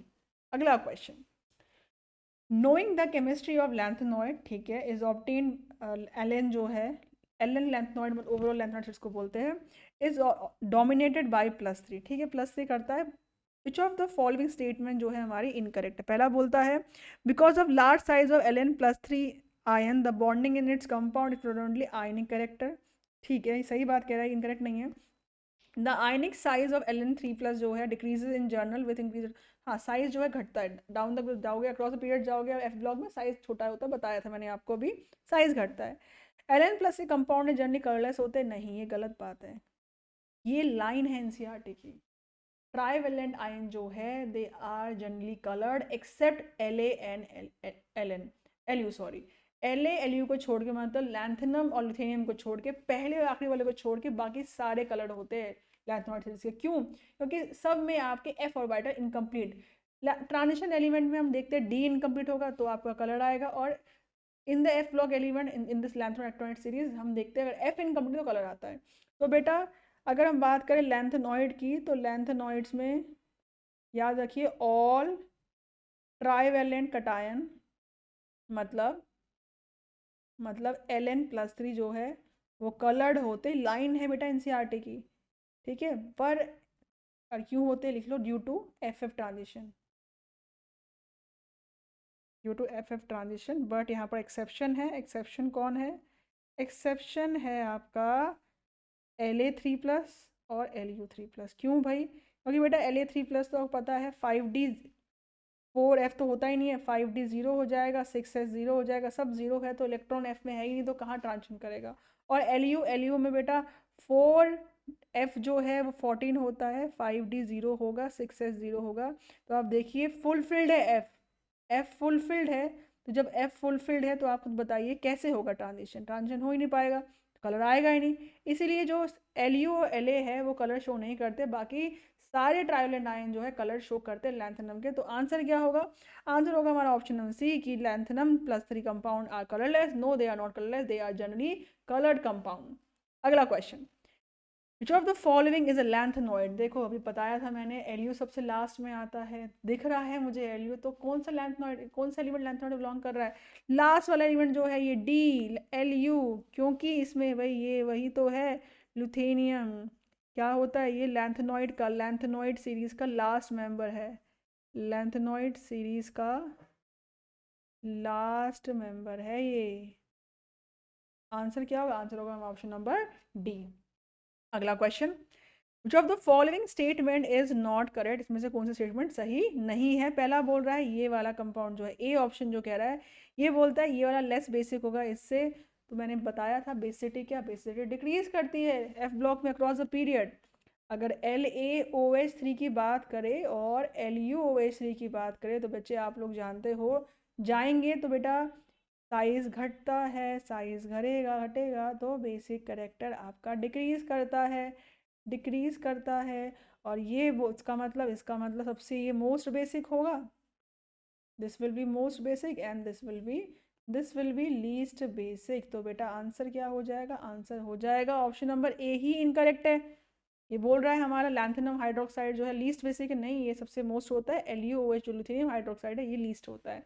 तो ए जो है आपका वो इनकरेक्ट स्टेटमेंट है। अगला क्वेश्चन देखते हैं, लैंथेनॉइड कॉन्ट्रैक्शन, क्यों लैंथेनॉइड कॉन्ट्रैक्शन होता है? Because of the poor shielding effect of F orbital. बेटा एफ ऑर्बिटल जो होते हैं उसमें होती है पुअर शील्डिंग, तो उससे क्या होगा? उससे ऑब्वियसली बात है आउटर मोस्ट इलेक्ट्रॉन को मिल जाएगी अट्रैक्शन न्यूक्लियस से, अट्रैक्शन मिलेगी न्यूक्लियस से, तो साइज घटेगा, साइज घटने को ही बोलते हैं लैंथेनॉइड कॉन्ट्रैक्शन। क्योंकि एफ ब्लॉक एलिमेंट के अंदर आप देखते हो और जो हॉफनियम है उसके अंदर देखते हो जो बाद में आते हैं, तो उनमें होती है लैंथेनॉइड कॉन्ट्रैक्शन। तो बेटा इसीलिए इसीलिए इसका आंसर जो होगा वो क्या होगा? पहला बोल रहा है F orbitals are incompletely filled, उससे फर्क नहीं पड़ता। F orbital electrons are easily lost, फर्क नहीं पड़ता। F orbital do not come out on the surface of atom and are buried inside, तो F orbital electron are poor shielder, मिल गया हमें जो ढूंढ रहे थे, they are poor shielder, poor shielder. तो क्योंकि एफ ऑर्बिटल जो है पुअर शील्डर होते हैं इसीलिए ही हो रही है लैंथेनॉइड कॉन्ट्रैक्शन। अगला क्वेश्चन, क्वेश्चन बोलता है जो the following statement is incorrect according to lanthanoid, क्या गलत है? ठीक है, तो बोलता है they are soft metal with white silvery colour, they tarnish rapidly by air. सही बात है, कलर सिल्वर होता है, टार्निश हो जाता है rapid by air. The hardness of the metal increases with increase atomic number. बिल्कुल सही बात है, एटॉमिक नंबर बढ़ता है तो हार्डनेस भी बढ़ती है। डी बोलता है मेल्टिंग पॉइंट, मेल्टिंग पॉइंट ये है नहीं, ये मेल्टिंग पॉइंट तो नहीं होता है बेटा। जो मेल्टिंग पॉइंट होता है वो एक्चुअली इसका 1000 से 1200 के बीच में लाई करता है, इसका लैंथेनॉइड्स का मेल्टिंग पॉइंट। तो ये जो मेल्टिंग पॉइंट बोला है ये गलत है, तो इसलिए जो इनकरेक्ट स्टेटमेंट पूछ रहा है कौन सा होगा, तो डी ऑप्शन जो है, डी स्टेटमेंट जो इनकरेक्ट है, तो डी ऑप्शन जो है हमारा वो इसका सही आंसर होगा। अगला क्वेश्चन देखते हैं बेटा। क्वेश्चन बोल रहा है the correct order of ionic radii, इनका रेडियस का ऑर्डर पूछ रहा है, कैसे निकालेंगे रेडियस का ऑर्डर। तो हमें ये सारे जो दिए हुए आयन ये सारे लैंथेनॉइड से बिलोंग करते हैं। अगर हम बात करें लैंथेनॉइड की तो साइज क्या है, साइज घटता है। इसका मतलब मैं बोलूँ जो पहला एलिमेंट आ रहा है उसका सबसे बड़ा साइज होगा। पहला कौन सा होता है, पहला होता है हमारा लैंथनम, तो लार्जेस्ट साइज। उसके बाद हमारा आता है ईयू यूरोपियम, सबसे छोटा होगा। उसके बाद वाई भी होगा, और सबसे सबसे जो छोटा होगा वो होगा एलयू, सबसे सबसे आखिरी एलिमेंट है। लेकिन लेकिन यहाँ पर क्या होता है, यहाँ पर ये दोनों इंटरचेंज करते हैं, क्योंकि बच्चे जो एलयू होता है इसका साइज जो है सबसे छोटा नहीं होता, ये वाई बी से एटलीस्ट बड़ा होता है, क्योंकि यहाँ पर रिपल्शन भी होती है। इंटर इलेक्ट्रॉनिक रिपल्शन की वजह से जो एलयू होता है वो वाई बी से बड़ा हो जाता है। तो जो रियल ऑर्डर होता है वो La3+, उसके बाद EU, बाकी सब सेम है, बाकी सब सेम है, बस फर्क होता है LU और YB पर, क्योंकि रिपल्शन की वजह से ऐसा हो जाता है। रिपल्शन ज़्यादा, क्योंकि इलेक्ट्रॉन ज़्यादा होते हैं ना, इट इज F14 और 5D1 और 6s2, that's why because of inter repulsion the size increases. इसलिए आंसर हमारा क्या होगा, आंसर हमारा होगा option number one, option number D, जो हमारा सही आंसर है। अगला question, although +3 is the characteristic oxidation state of lanthanide, ठीक है, बट सीरियम ऑल्सो शो +4, ठीक है, सीरियम +4 करता है, क्यों? देखो भाई, सीरियम जो होता है आपका Ce, +3 तो हर कोई कर रहा है, +4 क्यों कर रहा है? सीरियम की कॉन्फ़िगरेशन होती है आपकी 4f1, ठीक है, 5d1 6s2। तो बेटा सीरियम जब +4 में बताया था तो 4f भी 0 हो गया, 5d भी 0 हो गया, 6s भी 0 हो गया। मतलब क्या, मतलब आपकी नोबल गैस कॉन्फ़िगरेशन आ गई है, नोबल गैस कॉन्फ़िगरेशन। जैसे ही F0 होगा the cerium +4 will achieve noble gas configuration, जो कि स्टेबल कॉन्फ़िगरेशन है। यही रीज़न है कि हर कोई चाहता है, वो सीरियम चाहता है 4 इलेक्ट्रॉन लूज करके वो अचीव करे नोबल गैस कॉन्फ़िगरेशन, जो कि स्टेबल कॉन्फ़िगरेशन है। इसी वजह से आपका जो सीरियम है वो +4 शो कर सकता है, और बाकी जो है वो +4 शो नहीं कर पाते हैं। कुछ कुछ कर भी लेते हैं, पर जनरली +3 हर कोई शो करते हैं। वैसे +3 वाली जो है स्टेबल, सबसे स्टेबल होती है सीरियम की, क्योंकि पूरी लैंथेनॉइड में +3 स्टेबल होता है। तो आंसर क्या होगा, पहला ऑप्शन बोलता है it has variable ionisation energy, नहीं, गलत है। It has tendency to attain noble gas configuration, बिल्कुल सही बात है, नोबल गैस कॉन्फ़िगरेशन अचीव कर रहा है, इसलिए Ce+4 बन रहा है। It has tendency to attain F0 configuration, F0 हो रहा है बिल्कुल, तो नोबल गैस बन रहा है, इसीलिए ऐसा हो रहा है। और थर्ड बोल रहा है इट रिजेंबल लेड 4+, नहीं नहीं नहीं, ये कोई रीज़न नहीं है। तो सेकंड एंड फोर्थ जो है सही बात कह रहा है, तो इसका आंसर जो हो जाएगा वो हो जाएगा सेकंड एंड थर्ड, सॉरी। तो आंसर हो जाएगा A option, second and third जो है हमारे रीजंस है सीरियम +4 के एग्जिस्ट करने की। अगला क्वेश्चन, बेटा अगले क्वेश्चन जो होंगे वो होंगे आपके एक्टिनॉइड सीरीज में। चलिए देखते हैं पहला क्वेश्चन क्या होगा एक्टिनॉइड सीरीज का। पहला क्वेश्चन है एक्टिनॉइड्स क्या है, have variable valency, include element 12। देखो, just like lanthanoid, actinoid also show variable valency, और बल्कि अच्छी से कर पाता है शो। क्यों? क्योंकि जो इसके जो शेल्स, उसके जो उसके पास सब शेल्स होते हैं, कौन से होते हैं इसके पास, 5f होता है, 6d होता है और 7s होता है। इनकी ऑलमोस्ट सेम एनर्जी होती है, जितना दूर जाते हो आप न्यूक्लियस से उतनी क्या होता है, एनर्जी गैप कम होता रहता है। तो इनमें एनर्जी जो होता है बहुत ही कम होता है। जितना एनर्जी गैप 4d और आपके 4f और 5d में था, उससे कम एनर्जी गैप है आपके 5 और 6d में। मतलब और कम हो जाता है एनर्जी गैप। एनर्जी गैप कम होता है तो इलेक्ट्रॉन कहीं भी कहीं जंप कर सकते हैं, यहाँ के यहाँ, यहाँ के आ सकते हैं, और इसलिए ये वेरिएबल वैलेंसी शो कर पाता है। तो ऑलमोस्ट सिमिलर इक्वल एनर्जी, ठीक है, इसीलिए एक्टिनॉइड जो है आपके कैन शो वेरिएबल वैलेंसी, है ना। तो पहला ही आंसर जो है सही लग रहा है हमें, सही है। बाकी पढ़ लेते हैं। इंक्लूड एलिमेंट 12, नहीं 12 नहीं 14 एलिमेंट होते हैं। एफ ब्लॉक के एलिमेंट में हमेशा 14 एलिमेंट्स होते हैं। ऑल आर सिंथेटिक एलिमेंट नहीं होता, only have short live isotope, ऐसा भी नहीं है, कुछ कुछ शॉर्ट लिव नहीं भी होते हैं। तो आंसर होगा हमारा A option, have variable valency. अगला क्वेश्चन देखते हैं। तो बच्चों क्वेश्चन बोल रहा है M is element of actinoid series, the degree of complex formation decreases in the order, मतलब एम का जो ऑर्डर होगा कॉम्प्लेक्स फॉर्मेशन का उसे अरेंज करना है डिक्रीजिंग ऑर्डर में। तो याद रखिए जितना ज़्यादा किसी मेटल पे ऑक्सीजन स्टेट होता है बच्चों उतना वो मेटल जो होता है साइज छोटा हो जाएगा, और जितना साइज छोटा होता है उतनी टेंडेंसी बढ़ती है उसे कॉम्प्लेक्स फॉर्मेशन करने की। तो अगर मैं इस बात को मैं फोकस करूं तो सी ऑप्शन जो है सही आंसर होगा, क्योंकि यहाँ पर एम पे +4 चार्ज है। मैं मानती हूँ यहाँ एम पे +6 चार्ज होगा, यहाँ एम पे +3 और यहाँ एम +5 होगा, लेकिन अगर मैं बात करूँ इन दोनों में, ऑल्दो ये +4 है +6 है, पर जब मेटल होता है ऑक्सीजन के साथ और ये मेटल अकेला है तो यहाँ जो +4 चार्ज है उसी पे कॉन्सेंट्रेटेड है, इसीलिए +4 चार्ज जो है बेटर है, यहाँ +6 चार्ज है क्योंकि ऑक्साइड के साथ है, ऑक्साइड के साथ है। सिंगल मेटल के ऊपर चार्ज होगा वो ज़्यादा ज़्यादा ज़्यादा स्ट्रॉन्ग इफेक्ट डालता है, इसीलिए सबसे स्ट्रॉन्ग होगा ये M4+, उसके बाद ये एंड देन ये विथ ऑक्साइड, ऑब्वियसली बात है उसकी टेंडेंसी थोड़ी कम हो जाती है। तो इसका जो आंसर होगा वो होगा आपका सी ऑप्शन। अगला क्वेश्चन देखते हैं। Which one of the following acts as an oxidising agent, बेटा ऑक्सीडाइजिंग एजेंट जो होता है वो खुद रिड्यूस होता है, मतलब खुद इलेक्ट्रॉन गेन करता है। अब देखते हैं इन सब में से कौन इलेक्ट्रॉन गेन करना चाहता है। तो अगर मैं सबको देखूं तो आपको पता है लैंथेनॉइड जो भी होते हैं ये सारे के सारे जो होंगे ये +3 फॉर्म में स्टेबल होते हैं, राइट। ये सारे +3 होने चाहता है, मतलब NP जो है वो +3 होना चाहता है, SM जो है समीरियम वो +3 होना चाहता है, यूरोपियम भी +3 होना चाहता है और ये भी +3 होना चाहता है, ये सारे +3 में जाना चाहते हैं, ठीक है। तो +3 मतलब ये क्या हो रहा है, ये होगा आपका, अगर +3 जा रहा है मतलब ये रिड्यूस होगा, ठीक है। ये क्या होगा, ये ऑक्सीडाइज होगा, ये क्या होगा ऑक्सीडाइज होगा, और ये क्या होगा ऑक्सीडाइज होगा। तो आपको समझ में आ रहा है ऑक्सीडाइजिंग एजेंट खुद क्या होते हैं, रिड्यूस। तो इसमें से कौन है रिड्यूस होना चाह रहा है, बेटा रिड्यूस होना चाह रहा है पहला वाला ऑप्शन, तो ये एक अच्छा ऑक्सीडाइजिंग एजेंट हुआ, इसलिए ए जो है वो हमारा सही आंसर हुआ। अगला क्वेश्चन देखते हैं। Which belongs to the actinoid series, इसमें से कौन सा एलिमेंट जो है आपका बिलोंग करता है एक्टिनॉइड सीरीज से। तो अगर हम सबको नोटिस करें बेटा ये तो आपका लैंथेनॉइड सीरीज का एलिमेंट है, कैल्शियम तो आपका S ब्लॉक का एलिमेंट है, सीजियम आपका S ब्लॉक एलिमेंट है, ये क्या है फिर, ये है कैलिफोर्नियम, ये बिलोंग करता है आपके एक्टिनॉइड सीरीज से। तो आंसर क्या होगा, आंसर होगा हमारा ऑप्शन नंबर बी, कैलिफोर्नियम। अगला क्वेश्चन देखते हैं। The actinoid showing +7 oxygen state are, जो एक्टिनॉइड +7 ऑक्सीजन स्टेट शो करते हैं वो इसमें से कौन से एक्टिनॉइड है। तो देखिए अगर मैं आपको बताऊं इन सब में, तो आपका ये जो NB और PU है बेटा, NB जो होता है ये NbO3+ फॉर्म करता है कंपाउंड, और PU जो होता है ये PuO3+ करता है। इसमें जो NB और O है वो आपके क्या है, वो आपके +7 और +7 में एग्जिस्ट करते हैं। तो ये दोनों ऐसे एलिमेंट है जो +7 ऑक्सीजन स्टेट शो कर सकते हैं।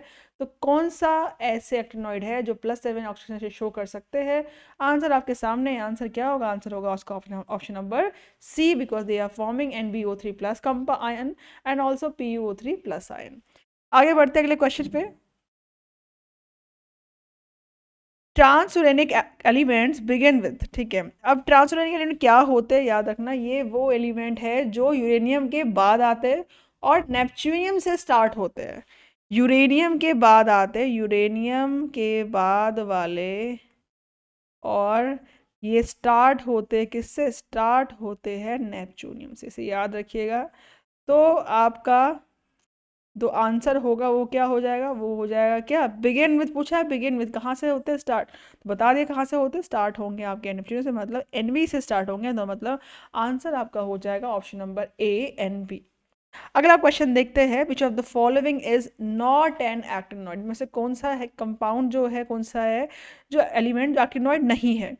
तो बेटा क्यूरियम होता है, कैलिफोर्नियम अभी देखा कैलिफोर्नियम तो होता ही है, एर्बियम और अमेरिकम। तो बेटा यहाँ पर जो एर्बियम देखोगे आप कहीं भी नहीं लिखा एक्टिनॉइड में, ये नहीं है एक्टिनॉइड एलिमेंट। तो कौन सा एलिमेंट एक्टिनॉइड सीरीज से बिलोंग नहीं करता, आपके सामने आंसर है सी, एर्बियम जो है नहीं बिलोंग करता एक्टिनॉइड सीरीज से। अगला क्वेश्चन, तो बेटा अगले क्वेश्चन जो आएंगे वो आएंगे some application of DNF block element है, मतलब एप्लीकेशन बेस्ड क्वेश्चन हम डिस्कस करने वाले। अब क्वेश्चन देखते पहला, addition of high proportion of manganese make steel useful in making rails of rail road because manganese. तो आप स्टील में ये देखते हैं, स्टील में मैंगनीज को ऐड करते हैं, क्यों करते हैं, उसका रीज़न क्या है, तो ऑब्वियसली बात है इसे ऐड करते हैं इसको हार्ड बनाने के लिए, स्टिफनेस प्रोवाइड करने के लिए, ताकि स्ट्रेंथ मिले इसको। तो पहला ऑप्शन दे रखा है, गिव हार्डनेस टू स्टील, बिल्कुल, and remove oxygen and sulphur. अगर कोई इम्प्योरिटी है ना मैंगनीज के, सॉरी स्टील के अंदर आपके ऑक्सीजन सल्फर की, मैंगनीज उसको रिमूव करता है। तो मैंगनीज का काम क्या, मैंगनीज का काम है पहला तो स्टील को हार्ड करना, दूसरा इम्प्योरिटी रिमूव करना ऑक्सीजन सल्फर की। तो अगर मैं पूछूं आंसर क्या होगा, तो आंसर आपका होगा कौन सा, ऑप्शन नंबर ए। ठीक है, बाकी बोलता है help the formation of oxide of iron, नहीं। Can show highest oxygen state +7, इसके लिए नहीं ऐड करते, करता है लेकिन इसके लिए ऐड नहीं करता, नन ऑफ द नहीं है। पहला ही जो ऑप्शन है वो उसका सही आंसर है। अगला क्वेश्चन देखते हैं। अगला क्वेश्चन बोलता है which metal is not use for making coin, coin बनाने में कौन सा मेटल यूज नहीं होता, बताती हूँ आपको। पीरियोडिक टेबल में ना ग्रुप जो कौन 11 है उसमें जो 3 एलिमेंट दिए, कॉपर सिल्वर गोल्ड, इन्हें बोलते हैं कॉइनेज मेटल, इन्हें बोलते हैं कॉइनेज मेटल। मेंडलीव की सीरीज में भी था ये एलिमेंट, ये 1B में पाया जाता है।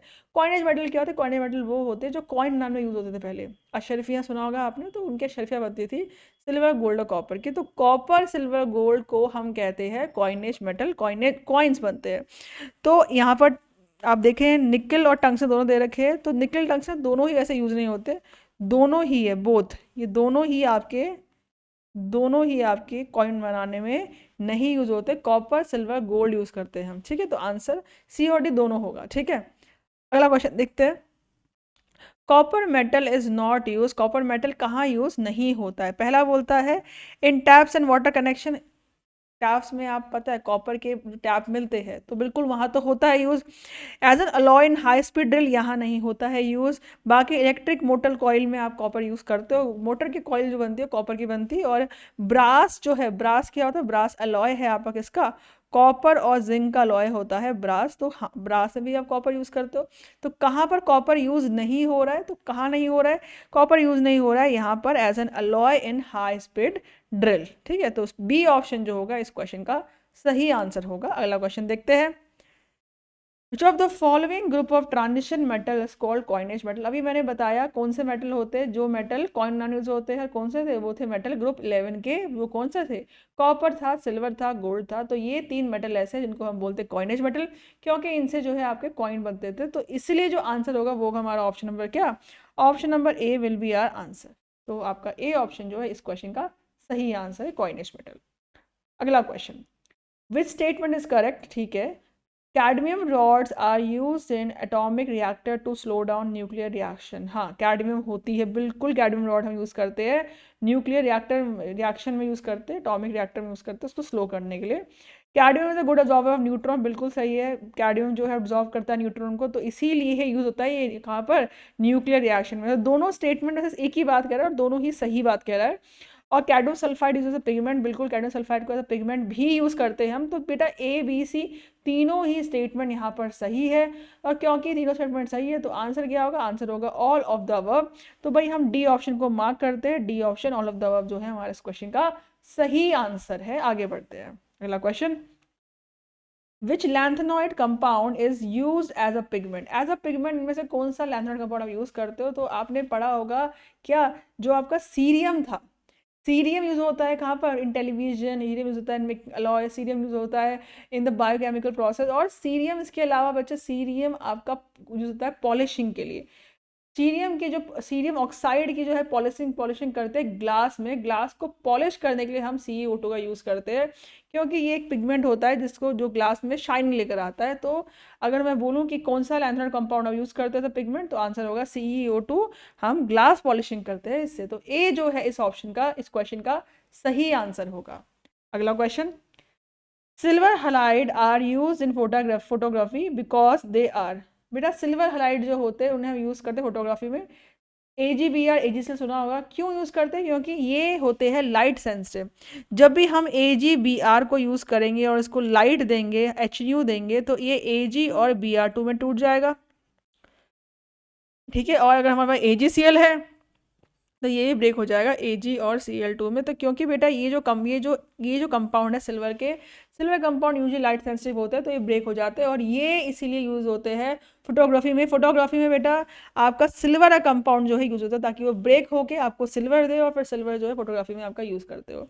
तो आंसर क्या होगा, आंसर होगा लाइट सेंसिटिव मतलब फोटो सेंसिटिव, तो इस क्वेश्चन का सही आंसर जो होगा वो होगा ऑप्शन नंबर ए।